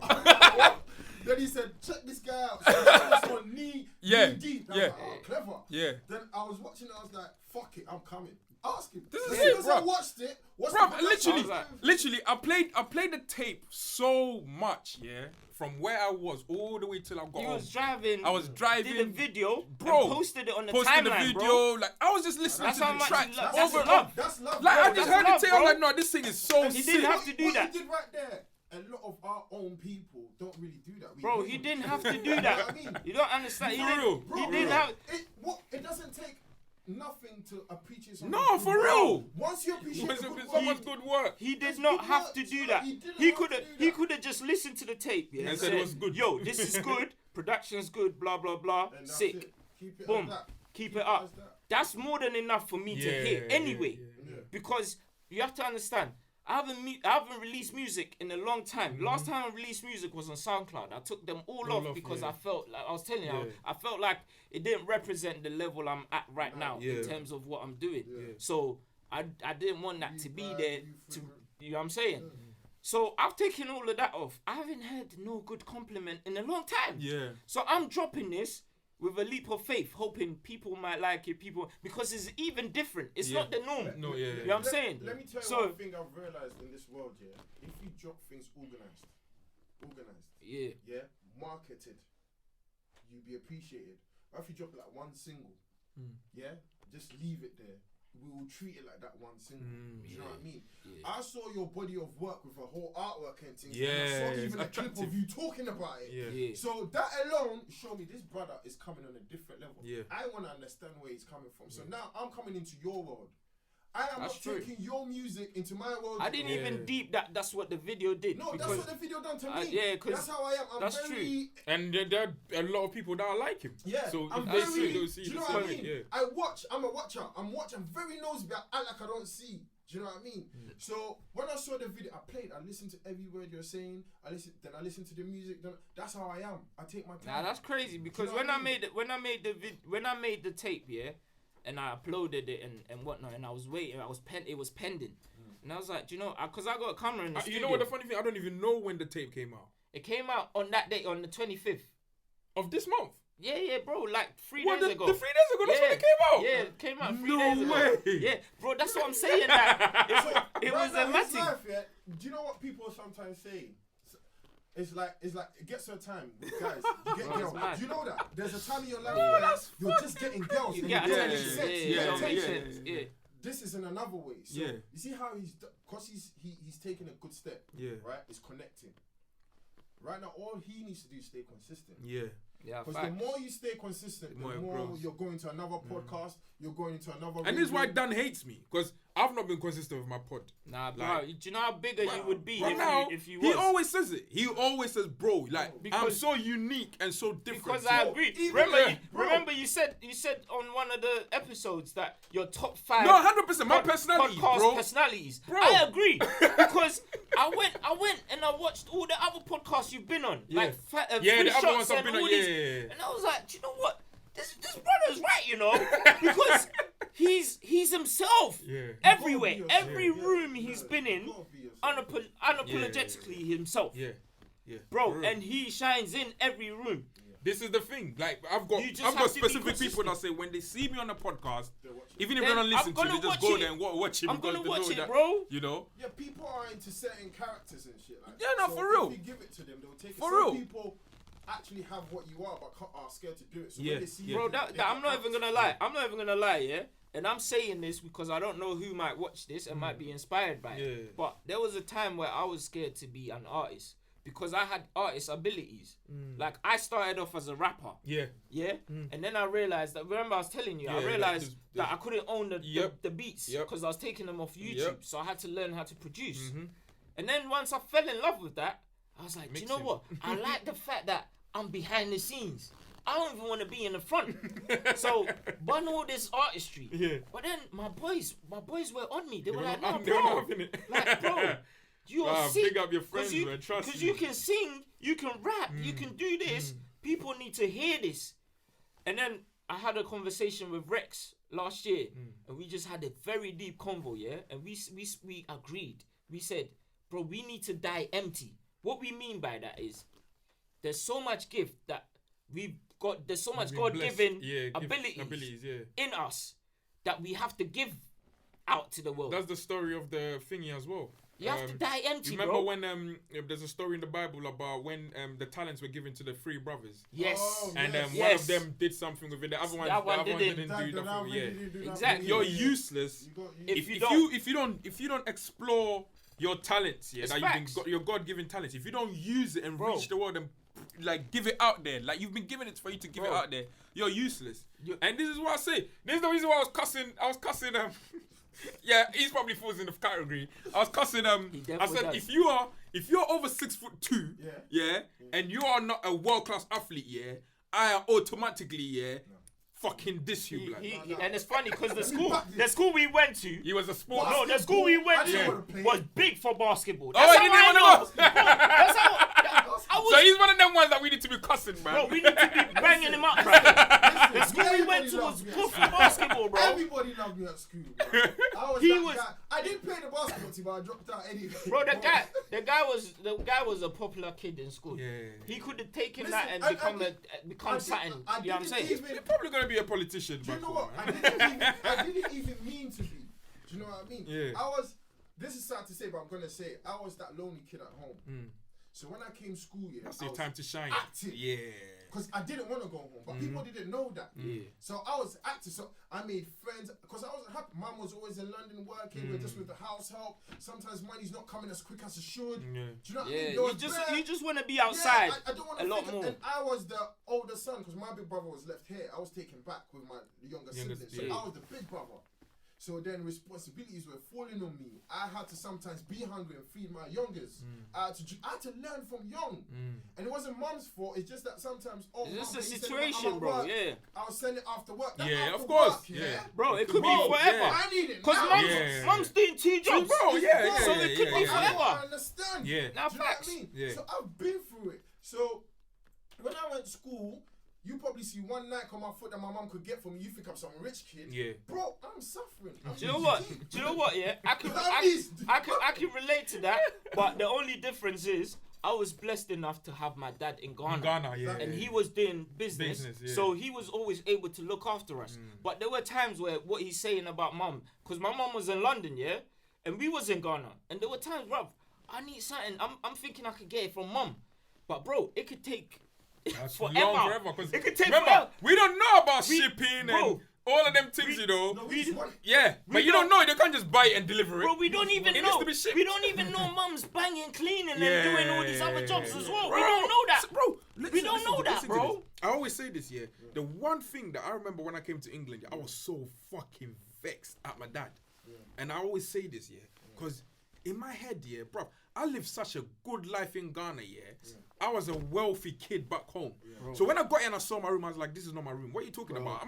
I'm sleeping inside this side." I'm like, Dad. I'm like, Dad. My room in Ghana is bigger than your bedroom over here. What am I doing in this country? Like, what am I really doing here, bro? You see that? And then upon all of this, he's working. He's a manager, he's a manager like NCP, National Car Parks, right?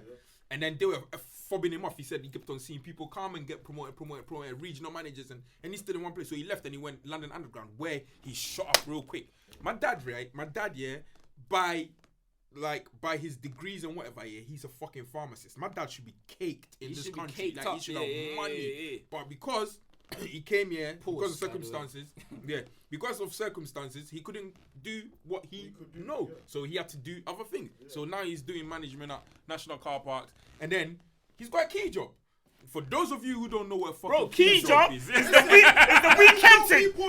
Bro, I have done key job. We were talking about this. I done it too. So when people look at bro, we were talking about this. I feel like sitting there now and telling them. Come and show them your face.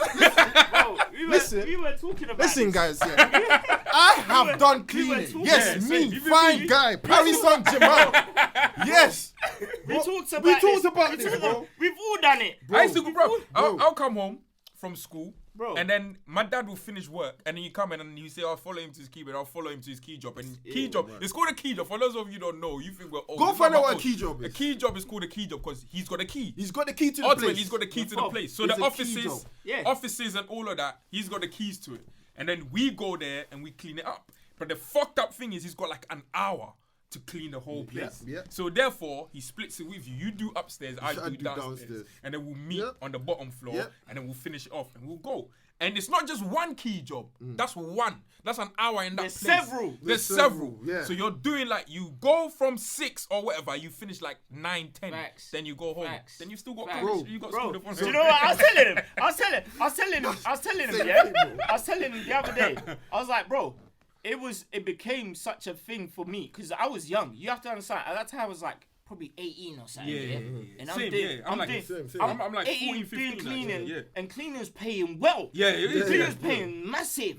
So I'm getting peas to buy crepes and that, and I'm going up the ladder, bro. I went all the way, did MVQ level 3 in cleaning. That's sick. You need to start your own thing, you know. He can start your own. I said to him, I was like, bro, you see this whole aviation and music thing now? If it don't pop, I'm gonna start a cleaning company, you know? You can do it. Bro, I did cleaning to the sense that I was a manager in that thing. Let me tell you how it happened, yeah? So I come back from Ghana. Hey, this is so real, you know? No, proper real. Do you know how many people can relate to this? Bro, I come back from Ghana, yeah? And you know when you come back, you're a bit timid and you feel like you can't fit in the system. I was applying for a job. Back then, you have to take CV. Of course, yeah. Bro, you see how I'm black here? By that time, I was blacker than black. So that blick. You was blick. You know them times I didn't know about the Avio creams and that. So, what is it? SP something? SP SP45 or some shit. Oh, yeah. SP45. Yes. So, bro, I was going into play, but the way they used to look at me and that used to kill my morale. Yeah. So I felt like, I don't think I'm ever getting these retail jobs, you know. So then my uncle used to bust cleaning job, and one auntie used to bust cleaning job. So my uncle linked me to a daytime cleaning job, and my auntie linked me to the AM ones. Okay. Oh, the morning ones. Yeah. So when I was going to the AM ones, I befriended the manager so much, he liked me. Then he gave me a full-time job, right? Then he gave me another evening one. So I was doing morning, cleaning daytime, and then cleaning evening. Then I decided to go to college, so then I had to give up the afternoon things. So I was doing morning and evening, and I was going college. And I was banging it. Bro, it got to a point I was even working at Next Retail and doing clean. I didn't want to stop the cleaning. Bro! It got to a it's point. Addictive, you know? I had to, you know, to this day, my dad cries about losing his key job. Because it's so well paid. Because it's paid so well, paid. Listen to this. It's paid well and you're going there for like an hour or two. So let's say I finish uni at 5. I can go there till 7. Then I come home and you're getting another money. That's for the kicks and another thing is, you know when you first start, the job seems so hard. But once you get used to it, bro, you find ways. You're whizzing. You know what I'm saying? Because I remember the first time when I was being trained, they gave me a Hoover. I had to do a whole floor. Bro, when I say it took me, because I had 2 hours, I only had 2 hours to do the floor, It probably took me like 3 hours to do the whole floor. They were looking at me like, bro, you know because naturally I'm slow. Like I like to be calm and chilled. And is that why your name is Slow? Not even. I'll tell you how I got that name. It's probably I'll tell you how, but the name is so fitting as well. But bruv, I took like 3 hours because I like to do things properly. I don't like to just, you know what I'm saying? I thought I was hoovering my house. I didn't realize it's a quick thing. Bro. Man said Hoover in my house. I thought I was I was doing the thing in my house, bro. So, you know what I'm saying? They told, one auntie came, she took the thing, did the whole place in 30 minutes. I was looking like a dickhead. I was like, okay, now I'm a man as well, bro. Like, I'm a man. So ego's coming in. I'm young. There's no way this auntie shit outdoing me. I found my shortcuts, bro. But then you see the thing where you said about how they look at you. Like, because I was young, and there was a lot of young. It was an office in it was in Embankment. Mine was in Chelsea. Mine was in Embankment. Mine was Victoria. Yep. Victoria. Then I had some Vauxhall as well. Vauxhall, Victoria, them sides, bro. all them city sides. Mine was in Embankment. Proper office. Like people come in at night, like it's like 24 hours. 24 hours, And some of these young people, you could tell they're graduates that have just come in, and they're looking at me like, "Bruv, what are you doing here, bro? Like, young guy, what?" And I was just like, it's a stepping stone. In my head, I was like, it's a stepping stone. Bro, like, it's not gonna be like let this me tell forever, you, innit? Like, it got to a point, when I was going to work, I had a playlist. yeah. I fixed up my playlist. I know my job. When I became a manager, I know my job. I tell everybody what to do, then I'm going to do it. When I put that music in, I'm a different person. You're done. You know, however you look at me, that's your own palava it's your own palava sauce. Because after I leave here, I'm wearing my J's. Do you know what I mean? When you see me on road, you might even wink at me. Yeah. Because you don't know what I'm doing. Do you get what I mean? Don't watch me here. Do you get what I mean? After you leave, you're lit, bro. I'm lit, bro. Nobody. It got to a point I had to be real with myself. I said, I need to give this life up to elevate. Yeah, bro. Do you know what I mean? It gets to a point, that chapter is done. Do you know what I mean? You did that to find your groundworks and that. Listen, anybody, no matter what you're doing, don't watch it now. Think, plan, organize, think of the future. Because if you think of what you're getting now, it might destroy you to believe in yourself to do better ahead. I agree. Do you know what I mean? And I had that. I've been through it. I've been depressed. And now I'm coming out of it. And I feel like telling people because it's hard, man. It's like what you said at the beginning. Men don't have people to cry to. It's facts. Because as a man, if you call your girl right now, you start mourning and being a bit deep. They judge you, bro. They go to the next man and said he's a wimp. He was crying on the floor. So where can I cry, baby? I can't cry to you. Do you know what I mean? Nah, that's why I was saying about when you meet like-minded brothers and the brother was there. Yeah, it's so easy to express yourself. You know what I'm saying? Because me and Rex and J Daps and that, we talk every day, bro. Every day. Like literally, listen, my watch is going off because I'm getting notifications from the group chat. I have a cousin. I have a cousin, Master P. Shout out Master P. I have a cousin. He's next door. I'm blessed for that. He's next door. This guy, you think we live in the same room? He's always in my room, bruv. It got to a point. Sometimes I want to kick him out, but he helped me. He doesn't know he helped me. At the times where he was buzzing me, I was getting depressed. But depression is such a weird thing. Anybody, you don't know when it's coming in. You don't know. Anybody that you wake up and you do the exact same thing all the time, watch out. Yeah. That means you're not part of the world. You're trying to just stay in your little corner. You're in a matrix, bro. You're in a matrix. That's what it is. And you have to break out of it. Otherwise, if you don't, it'll get too late. And the thing about depression as well is, I said this. I remember when I done a depression podcast because I went through it as well. The thing is, there is no warning. It's like a thief. The day that is gonna grab you and say today's the day. You don't even know. You even get lost in it. You're thinking, what am I like this? What am I thinking? You see me, naturally, I've always been very antisocial, like naturally.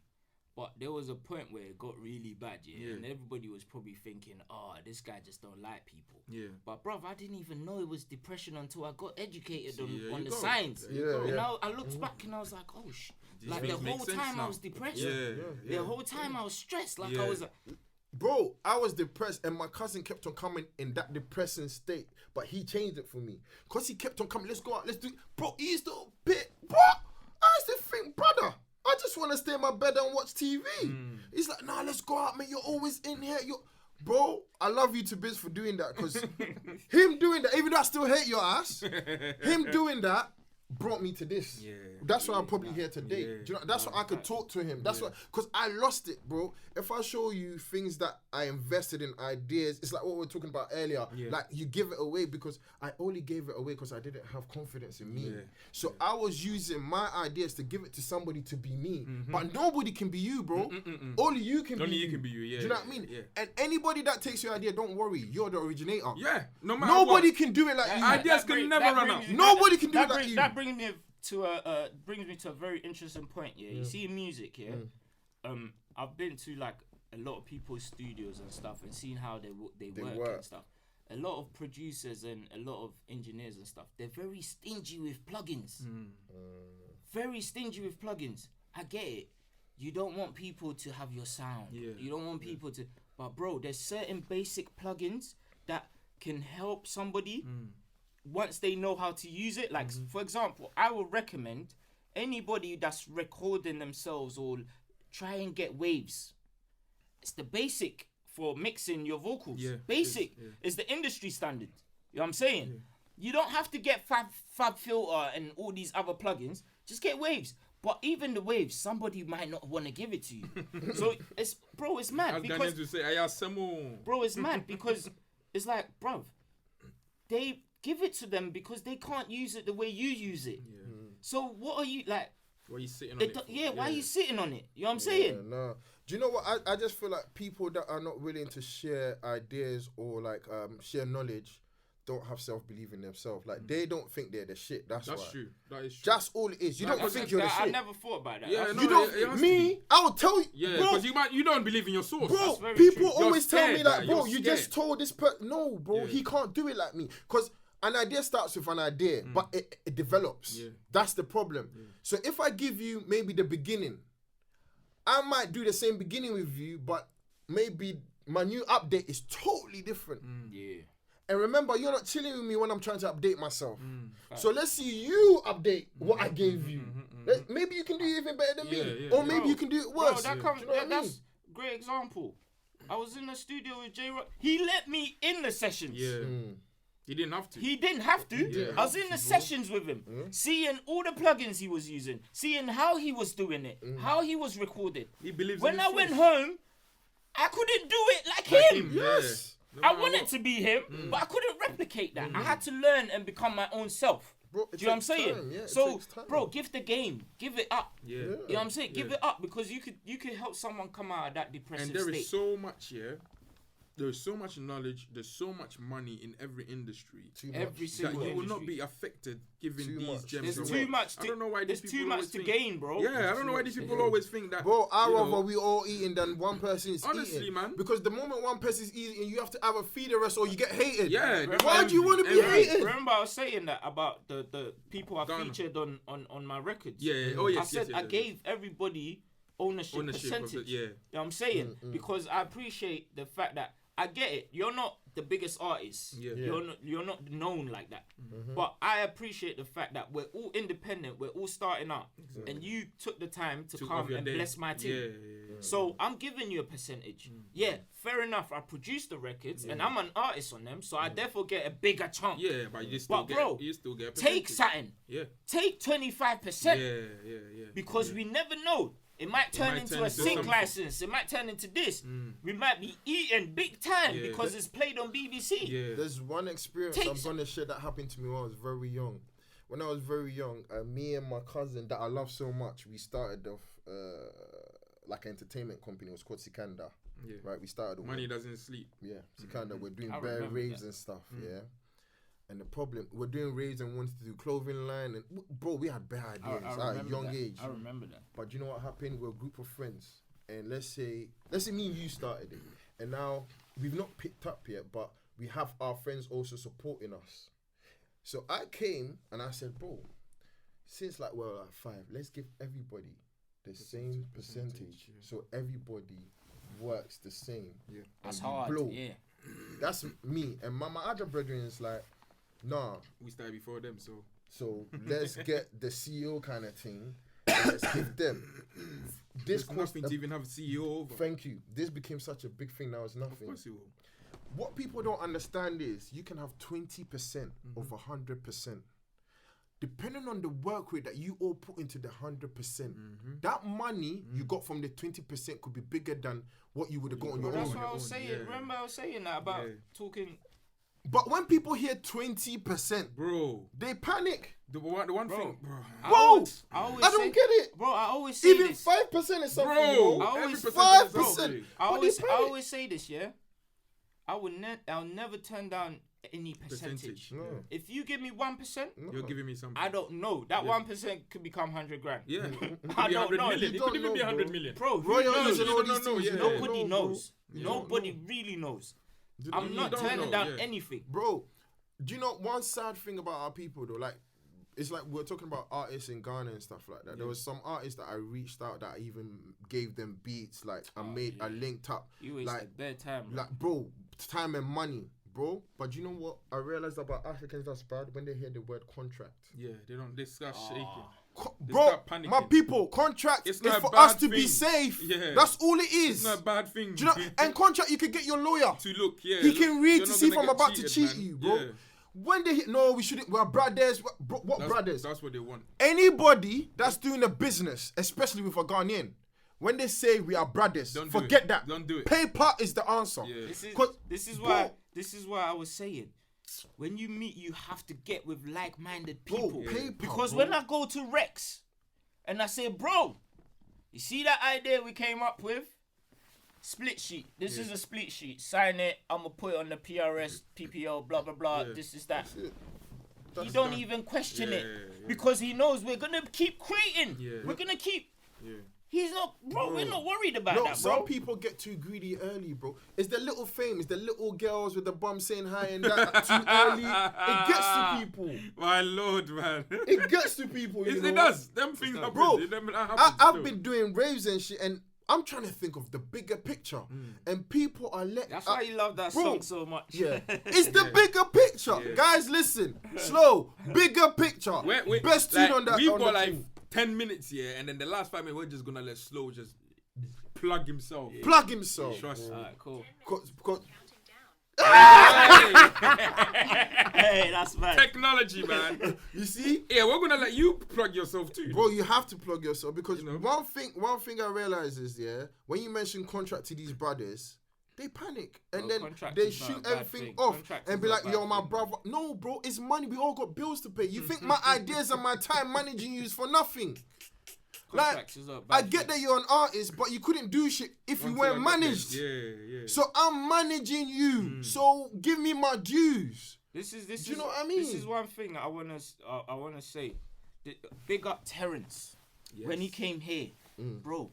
That brother, I want to meet Terrence. You're gonna meet Terrence. Don't worry, you need to make that happen. I'm gonna make it up. Because you meet Terrence. I could learn so much from him. Yeah, I did learn a lot from him. I'll make sure you meet him, bro. I'll make sure you meet him. By the way, though, not even cutting you off. This man here, asked me what specific episodes of mine to listen to, and I gave him 2 episodes to listen to, and he's sitting here now bigging up someone from that episode. He hasn't met Terrence, you know. I listened to the episode. He listened to the episode. Bro, I told you I'm a learner, bro. I like to learn. So like, this is if I could learn something from something, I would do it. You know what I'm saying? Terrence is gonna be so happy that I need to better myself. Bro, big up Terrence. He spoke on managers. Yeah, he said something about like when he was in the clubhouse rooms and these A&Rs and stuff, saying, "Oh, you make money this way, do." But managers didn't even know about PROs and that. Bro, when I spoke to you, first thing I was talking about was PROs. I was talking about publishing and you know what I'm saying? Because these are things that I had minimal knowledge on. So I was learning that. And I'm still learning that. Because that's why I want to meet Terrence. Because there's things I want to run by him. You know what I'm saying? So, bruv, when it comes to management, I always say, because I have OGs like him. I have so many people around his age when I was growing, because I never really fucked with your age group. I always had the elders on my side. They for whatever reason, they always liked me. You know what I'm saying? And I have so many money man that wanna, let me manage you, or let me invest in you. And I'm thinking, bro, it's not even about the P's right now. It's about what can you do for me that I can't do for myself. Are you actually interested in it? Do you know what to do? Because, do you know how to talk to me? Do you understand the music? Because, bro, if you bring the P's, and I have to coach you and tell you, bro, you know you have to sign up and register the songs on this. Bro, then I could just, you know what I'm saying? I always tell people, passion. Passion is a big thing. Everybody around, like all your friendship group, when you come out with a business plan or something, there's always 1 or 2 of your friends that they probably don't understand the business, but they got passion and they have support for you. You can teach those people. Teach them. Teach them. Give them a job. Give them a, do it with them, bro. You will grow. Everybody around you, let's do it together. Let's stop this solo compete thing. It's not gonna work. It don't work. It don't work, bro. Speaking of solo compete thing, bro. My brothers, there's my friends from Ghana, we're in a group chat, and some of them make music, and there was one of them that makes like he's still rapping and stuff, and he dropped something, and I said to him but obviously because I thought we're brothers, I thought I could speak freely, so I said to him, bro, yo, I feel like the music is good, but the content, like what you're speaking about, is a cake, bro. Like you're still speaking about money and bitches and blah blah blah. You're not living like that no more, bro. I became the bad person. He started asking me, yo, who do you think you are? Who are you? Fuck you, blah blah blah. And then I was like, and then it wasn't even the fact that it wasn't even. It was more. I wanted him to become better. Yeah. You know what I'm saying? But because sometimes somebody's thinking you're a hater. But I'm not bro, I love you. That's what I'm telling you. That some people just want to hear what they want to hear. Because now I've dropped my thing. I'm not speaking about what you're speaking about. But people are gravitating towards my thing. People are relating to money conversation because it's real life. Do you know what's so mad? Remember what you said about when did I tell you about money conversation, right? I forgot what you said. I said to him, I listened to money conversation and I said, I listened to his tape, and I said, bro, when I heard it, because that's the thing, innit? Because I used to make beats and stuff. Same thing. You know, you can just tell who can be on the track. And I remember telling you, when I heard it, the first person that name came to mind was EL, innit? You said EL could be on. And then you were like, raw, like, EL, bro. And I said to you, I don't even know how to get to EL. You know what? Right now, sitting there, bro, this is so mad. I just clocked. EL has got a tape with someone I went to school with, like, who I speak to from time to time, like in the group. He's called AI. He's a Ghanaian. I know AI, bro. I know AI. AI's got a tape. I know AI, man. Come on. If you know AI's got a whole tape with EL, bro. That's mad. They've got a tape. No, I mean I don't know him personally. I could find AI's number and give it to you. I don't even have to get on a song with EL. This is what I'm saying. But just the fact that from what you told me, more than enough. And when you were speaking now, I just remembered. I was like, shit. All of a sudden, his name just came in my head, and I was like, shit. That's the way I could plug you. But do you know? Coming back to the point, it's a shame because my brethren did not see what I could be. Yeah. He saw what I was at that moment. He saw me as, you don't have any music out. We don't even know you for anything significant. You're not doing anything. What makes you think you could chat to me? You see what you just said there? That's whack. That's what I'm taking. You have to see. Aaron Ampoma yesterday. That's whack, bro. Aaron Ampoma yesterday said, if you ain't CR7 on Messi or a Premier League footballer, don't chat to me, bro. He was like, if you're non-league, don't chat to me. So me too, I'm saying, if you're not Joe Budden, or someone who's doing a podcast that is don't chat to me, bro.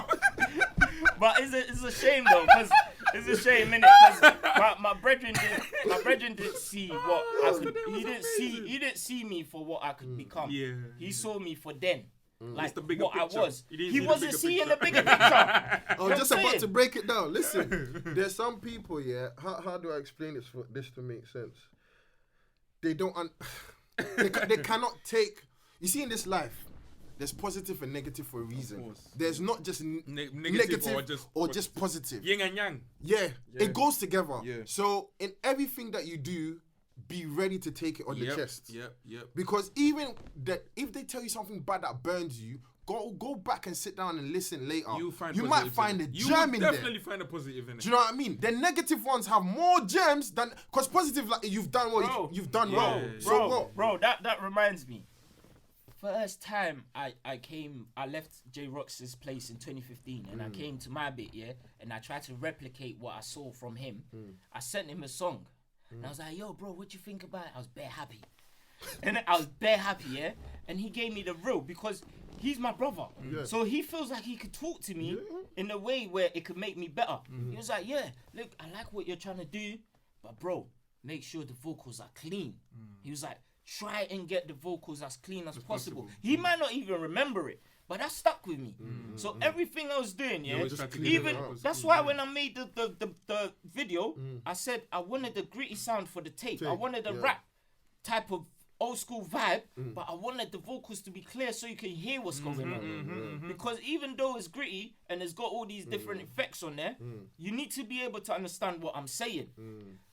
That I didn't take that as, J-Rox don't fuck with me, or you don't like what I'm... No, bro. I see what you're saying. And I'm going to go home and pattern that. People with talent are the hardest people to deal with. Of course. Because they believe in themselves. But the thing is, I understand that you believe in yourself, but you still need people to advise you. You still need people to criticize your work. You still need...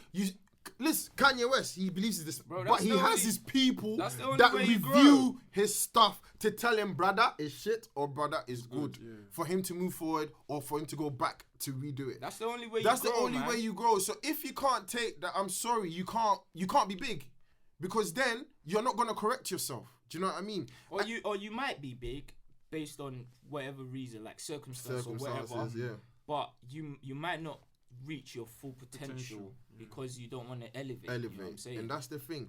Because I was trying to tell my brethren, all I was saying to him was like, bro, get with the times. Like the content, the stuff you're rapping about, things have changed. Nobody wants to hear about money and, you know what I'm saying? We don't want to hear about that, bro. Just that get with the times. Bro, I'm plain. So I've been an enemy so many times. So now I don't even care when I'm in the enemy. I love it sometimes. Yeah, at this point, you can't care. When I was trying to help people, like I was saying before, I was giving my ideas to people because I lacked self-confidence. Yeah. I realized that they were looking at me like, who are you? Do you know what I mean? But funny enough, 4 years, anybody I tried to help is messaging me now for my help. Yeah. Because stuff that the fan, listen to this, the fan is your biggest person to listen to. Yes. The fan, because he loves you off. And some of these artists were artists already, and I was trying to help them because I grew up in Tema, I knew certain people. Do you know what I mean? And I was even using my money. You see that key job I was doing? That money, bro. That's what we spoke about. Core fans in the space. I was using it. I was using it. Yeah. I was using my money to try and help certain artists that were even out there already. Yeah. To make them be bigger. But the thing is, when you're telling them, because they've got a little bit of fame, they think they know better. So then they rob you off. Do you know? Little favors that you've done, okay, it's burnt now, you've lost, it's a minor. So you move on. You move on, 2-3 years later, their ideas and the things that you wrote down on paper, that you did, that you sent it to them, they get it now. They're calling you, oh, bruv, do you still want to work? Why would I want to work now? You killed my spirit. Why do I want to work now? That's like this year, there's certain people that I used to hit up, like, because before I didn't understand the basics of music theory, so I didn't know how to play like even your normal basic major minor scales and stuff on keys or none of that. So I had a lot of friends that are keyboardists, and when opportunities come up, I would try to call them and be like, yo, bro, an opportunity's come up, come play keys on this record or come do this. Yeah. Bro, they don't pick up. They're airing, man. They're moving mad. Imagine that. There's certain man that I've even spoken to. I'm like, bro, I'm more than happy for us to go half on half as a production team. I know what I can do as a producer, but I feel like we can take it next level because you have that skill that I lack. At that point, you know what I'm saying? Yeah. I'm like, let's come together. And they've played it off. Now these men are hitting me. They're like, oh, I need you to do this or listen to this or hear this. I'm like, bro, like you can't waste someone's time, yeah? That's what it comes back to the point of you saw me as then. You didn't see me as what I can become. You didn't understand. It's taken you until I've actually put out a project for you to see that. Oh, well, he can actually. That's create what something. I always say. Don't judge a book by its cover. Ever. Don't do it. Don't do it, bro. Because you might shoot yourself in the foot. Not ever big time, and you regret it, bro. And a lot of us do that. Like sometimes, if the person is not in them Nikes and things, you think, bro. You see Lil Wayne, that guy, every time I saw him, he was in white t-shirt, blood. Of course. White t-shirt. But he's got more money than us. The Locks used to do that as well. Exactly. Used to wear white t-shirt. But you think this brother probably don't have money if you're not into music, right? You don't judge people. Somebody could be a serious businessman, bruv. All he wants to wear is shorts and a white t-shirt. You can't judge him. Do you know what I mean? Everybody and what they are. But if you don't know someone, get to know them before you have something to say about them. Let me take this opportunity, to big up the artists that are featured on the tape, innit? Come on, go for it. Go for it. You see, obviously I've spoken about Rex. Rex, we know you too well now. Bruv, I would never do anything like any type of project where he's not involved in it. He might not be featured, but he will be exec or something on him. You know what I'm saying? So I'm not even gonna speak on him too tough. Let me shine light on Skrill. Skrill is the same as Shamsi, alter ego thing. That's a young brother, you know. That's a younger he's my younger, so you can imagine he's probably like 21 maybe now or something like that.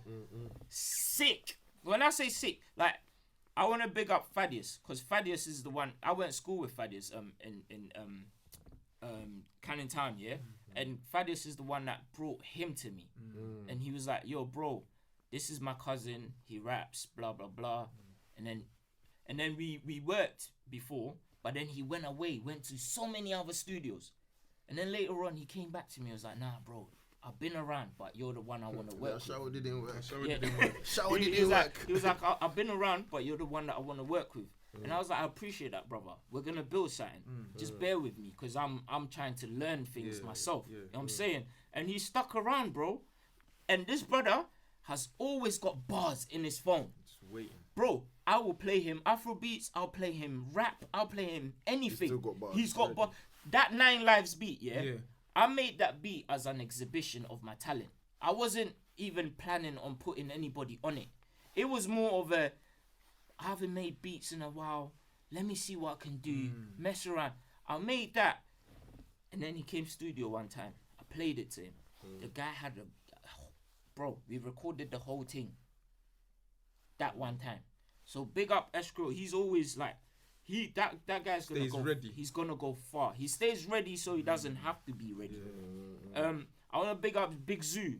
Big Zoo, like Zoo, he's like Zuzu. The same. No, not Zoo. I call him Zoo, but not Big Zoo like the grandma. Okay. Yeah, this one's a singer. He's my favorite singer.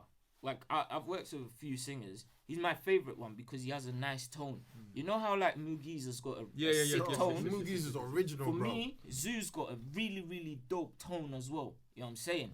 So I met him in sixth form. This like all these relationships are organic as well, innit? So it's like we met in sixth form. We both liked basketball. He's a Lakers fan. You know what I'm saying? We connected, and then later on, I even clocked him. He sings in a choir and that. We linked up in studio, and the rest was history. So every time I'm doing some sort of project or something, I'll send him something. I'm like, yo, bro, pull up on me. Give me a verse. Do this. He will come. You know what I'm saying? He might tell me, oh, give me 2 weeks or give me this because I'm doing this. But he will come. I like that. And then Gids, the one I was on Money Conversations with, his story is even funnier because he's like, if we were still in school, he'd be a year above me. We're from the same borough. He's from the other side. But I didn't even know about him. I met him at work. It's mad. I met him at work, yeah. We was cool, whatever. And then in the pandemic, yeah, he played me a record. Like, it was random. He played me a record that him and his brethren were on. I think it was called FIFA. I don't think it's out yet. And I was like, bro, is that you spitting? He was like, yeah. I was like, nah, you're hard. Come studio. And guess what? He was on it. He pulled up. We did a song called Dirty Diana. It's not out yet. I've heard it. I can't explain. I can't. Lit coming out soon. Bro, don't worry. Crazy song. I like it. I think I personally like it over Money Conversations. So that song, it took him forever to write because it was like his first time in a long time trying to write. You know what I'm saying? But guess what? He asked me, yo, give me the beat. I'm going to go home. He came back next time. Everything was patterned, yeah? The next time, after we did that, next time he came back, we did Money Conversation. We did the whole song in about 30 minutes. Yeah, of course. Because he's in the bag. You know what I'm saying? Yeah. So for me, someone like that, yeah, I'm always going to look out for you. I'm always going to want to work with you because you've shown me you're on it. You're serious. Yeah. You get me? And then he linked me to one of his brethren, Wonder. Sick producer as well. He used to work with Cadet, rest his soul. Okay. And then Wonder was like giving us game and stuff like that. So bruv, he showed me love in that way. Yeah. I have to big you up, bro. You know what I'm saying? And then who else we got on there? Jace, F Jace. He's my young brother from Ghana, yeah? I can't. His brother was one of my best friends growing up from Sunday school, and so he's like family basically. I didn't know he rapped. I didn't know. I was on Twitter one day. I saw the boy was trending. Bro. He was one of them high school rappers that was like popping. I saw the boy was trending, and then I followed him. We chopped it up, and I was like, I got something for you. Like in the back of my mind, I was like, I got something for you. We're gonna work. I made that body bag beat. And then when I was making the beat, I got the melodic pattern. I came up with the hook. I was like, and then being the homicide, blah, blah, blah. I was like, Jace will kill it on this. Sent it to him. Within 48 hours, it was done. He sent it back. You know what I'm saying? Sent it back. I mixed everything, and it was all done. So I have to big him up as well because he's in Ghana, yeah? He doesn't have his own studio. Yeah. Ooh, that must be hard work. You know what I'm saying? Bro, I've sent him something, but because he loves it so much, he's gone and made sure he's recorded and patterned and got the files and sent it back to me, bro. That's a big deal. Because I know what it's like, because we've lived it. Yeah. You get what I'm saying? So, bruv, I have to big up these, man. Who else am I missing? That's real, man. Who did I say? You said Gigs, you said Screw, you said Jace, Rex, and Zoo. Yeah, 5 artists that featured, yeah. So I want them man there, big them all up, bruv. You know what you need to do, yeah? That I've been encouraging all artists to do that now, yeah? I feel like because we're getting so many missed and lost stuff, yeah? Like, it would be so nice. Like, I feel like it would be so nice. Not even just feel like. I think it would be so sick if every single artist in the UK, in Ghana, everywhere, every time you go to a studio, yeah, film it. 100%, bro. I got a camera. I got a CCTV. There you go. Because in my studio. Because those stories are gonna be so good in the future. I got stories that I'm saving. So he came to play. I came to see him because I might be working with my artist and I want him to be our executive producer. Yeah. So I went to play my artist's music to him. Yeah. Look. Oh, is it? Yeah, I liked the music so much. So this is us vibing to the music. Yeah. You listen to the tree. I'll probably chatting shit in there. Listen to the vibe, man. Yeah, you listen. Bro, the song is do you know crazy. what? We need to take him studio. Yeah, bro. We need to play him them records, bro.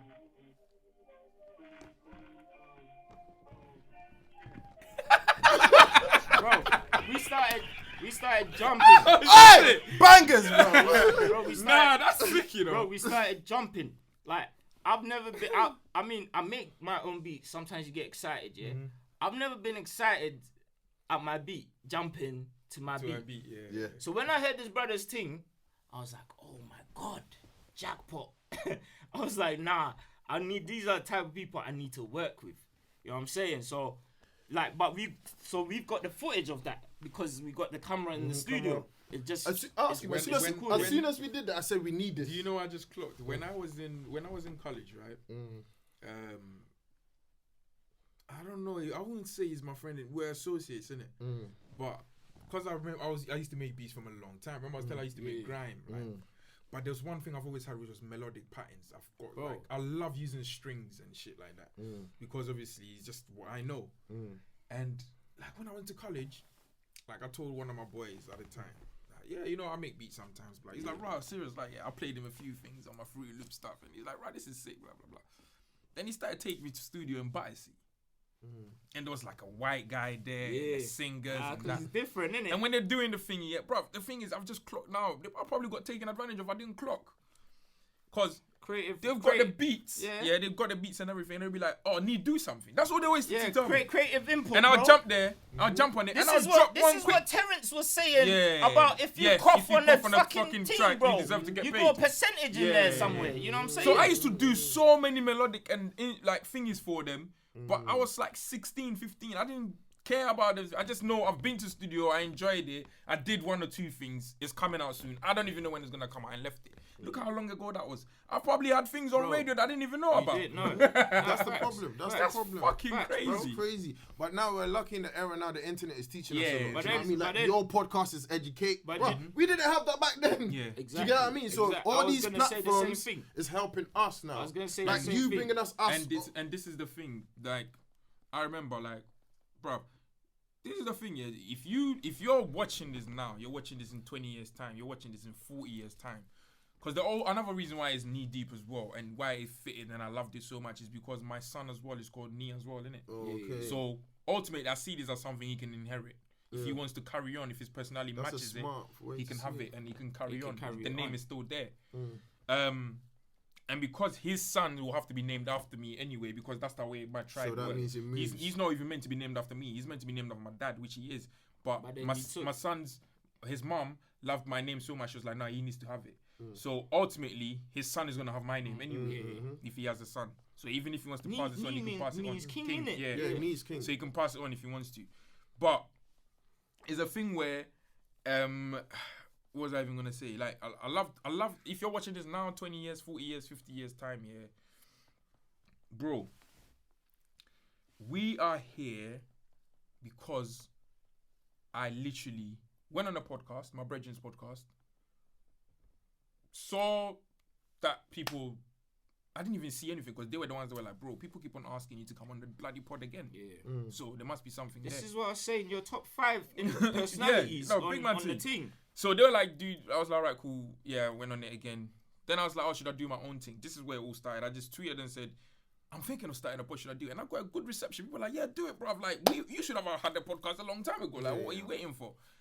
Then I had a meeting with someone. We sat down, chopped it up. He's like, what do you want to do? And I said, I want to bridge the gap. Now, this is what people don't know. My podcast is for everyone. I'm not here to be trying to get celebs on my pod. I'm actually here. My pod, I call my pod the People's Champion. The reason why it's the People's Champion is because everyone is entitled to come on my pod. That's from every walk of life. And I even say this all the time. Even if you're racist and you want to explain why you're racist, come you can come on here. Yeah. That's why we tried to get the Ampama guy. To come on to the pod. What you're doing is called you're educating. So big man thing. But people don't understand that. That's why I said negative, positive. Yeah. Sometimes we need to sit down to conclude, to come to a conclusion, to understand. That's the only way you learn. That is it. And the thing is this, with this as well, what people, I don't know if you guys, you people who listen or people who watch or anyone that's heard, the reason why my podcast is not specific is because I want to cover everything. And that's the reason why my podcast has got titles. The one about industry, the one about nothing, the one about it. The one about because then I can bring people on these specialist subjects to sit with me, educate me, and educate everyone else. The Street Life one was really good, bro. That was sick. There are especially so much the second part. Yeah, the second part was deep. The second part was deep. Babs is one of my guys. Because the stuff he was speaking on about how, bruv, nobody's listening to any of that stuff you man are saying. Yeah. It's so true. No, Babs is my guy. When we was teenagers, Yeah. It's so true. Man, man wasn't in a gang or anything, but we had friends. I was though, so like we had friends because you had to be. You had to be affiliated. You know what I'm saying? Yeah. Bro, all the stuff he's saying, you're not listening to any of these elders when they're saying things like that. Yeah. It's true, man. And that's what people get trapped in the bubble and then they grow up, and because they've grown up now they think everything is changed. It's not changed. Like it's the same thing. And that's the reason, like I said, ultimately that's what this podcast is always gonna be for. It's gonna be for everyone that wants to come here. There's a podcast I've been dying to do for time, like an episode, and we just not had the time, and I don't think it's gonna happen anymore. But I think he is starting his own pod, and it's a black girl who's transcending to a black guy. Right. And I wanted him here so much, that would be sick, you know, for him to shed light because, bro, on his experience. Even me, I need to understand, bro. Like, I've been trying to get him on here for so long, and he was gonna do it, but now I think he's just started his own pod with someone else. But I'm still trying because he doesn't live in London, so because he doesn't live in London, it's so hard to get him down, you know. But I think that topic is so important. Bro, it's so important. And I agree with you. Everybody needs to be heard, man. Everyone! Whether and that's you like it or bro. Not, everybody needs to be Listen, heard. you guys are gonna hate me. I don't mind. The funny thing with me is I prefer the backlash. Like, I'd rather take the dagger. And it keeps me going because I've got, you know, I'm a fighter in it, so I can go on and on. Of course, he's a fighter. He's Ghana, bro. Come on, bro. If you go Ghana, when you go to Accra, when you land in Accra, just ask for a Ghana person. Let them talk. They'll say something like boom, bro. They're aggressive. You know, another thing before I even end here, because you're gonna have to big up your thing. Then you'll big up your thing. No, there's the last thing I'm gonna say, you lot. Yeah, today I found out that Lippy is half Ghanaian. I've always known he's half Ghanaian. And I found out today on Filthy Fellas that he's gone. So his behavior makes sense. So much sense. Lippy's behavior makes so much sense. He's from the same tribe I'm from. No, Gans are Gans. And that's me. I'm out. They're gonna big up their thing now. Makes so much sense. You know, man. Go, man. So I got a mixtape out on Spotify, Apple Music, Tidal. It's called Whole Lot of Nothing by Slo, SLO. And it's called Whole Lot of Nothing. It's got 7 songs on there. Yeah, man. I produced all of them. I featured like my friends and artists that I respect. I feel like they're dope, so I put them on there. Just go tap in, man. I'm pretty sure there's certain songs that there's a song for everybody. Innit? My favorite song on there. Bigger Picture. And I know you're gonna like it. And he likes money conversation. But to be fair, Money Conversation is probably going to be the most popular because in the UK. Yeah. Because I feel like, do you know how many times a man has come to you to talk about money moves that they're wasting your time, bro? Like, a lot. You know what I'm saying? And so that's money, very relatable. Very relatable. Money Conversation don't excite me. It's facts. You know what I'm saying? So yeah, bro, go check it out. Guys, I'm coming this year. I'll be back here. He knows it. Yeah, of course. I'm Lord Diamond. Where do I start? Check me out on Instagram. Lord_Diamond_. That's my personal one, and I have another one where the people that like nonsense follow Lord_Diamond. No underscore after the diamond. That's the nonsense one. That's the nonsense. I'm gonna follow both. That one is fun and games. It's called memes and adult playground. You get me? Because sometimes you gotta loosen up. This is London. It's stressful. Bro, but my personal one is Lord_Diamond_. If you want to know what I get up to and stuff like that, I'll probably be on here soon with my artists. We're working, and this is my guy. We're gonna be working with my little bro. The same time, my big bro, because I rate him that much. Yeah, man, I appreciate that, bro. Yeah, man, you see us. Slow, what's your thing? Long live Slow on everything. Actually, is long live Slow on Instagram. Slow is SLO, guys. SLO, There's no W on his one. Yeah, long live Slow _ on Twitter. And it's and my lord, I need to say this properly. My lord ain't spelled normal lord. It's LAUD _diamond_ or LAUD _diamond. I'm pretty sure you could put up the social. Yeah, we'll put it it'll come up. But we'll put it all in. For those who want to talk about nonsense, bro, and also like if anybody wants to like connect, work, tap in with me, man. Hit knees deep, he'll get to us, man. He'll get to us quick. I'm not one of them people that's like, oh, we can't do it now, bro. Music-wise, we're glued. We're not gonna say. We're just gonna. Within the years, you're gonna see things coming out. This is what year we in? 2022. 2022. That's why I dropped my tape first. Top of the year, because I want to set pace for the other people we've got with us, because sometimes they need that confidence. You know what I'm saying? Someone's got to do it first. So I just took the leap of faith, did it, and hopefully they've even got better music. But we're all involved. Like I'm producing some of them and that. So yeah, man. Soon, good music coming out. Dope, man.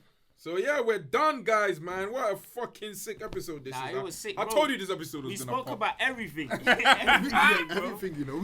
I told you, we were just chatting. We spoke about everything. It's the energy that we spoke before, innit? I tweeted this in advance. It's facts. What did I say? He did. I need to follow him. This guy. He said today's episode was gonna be sick. Is it? Now he did.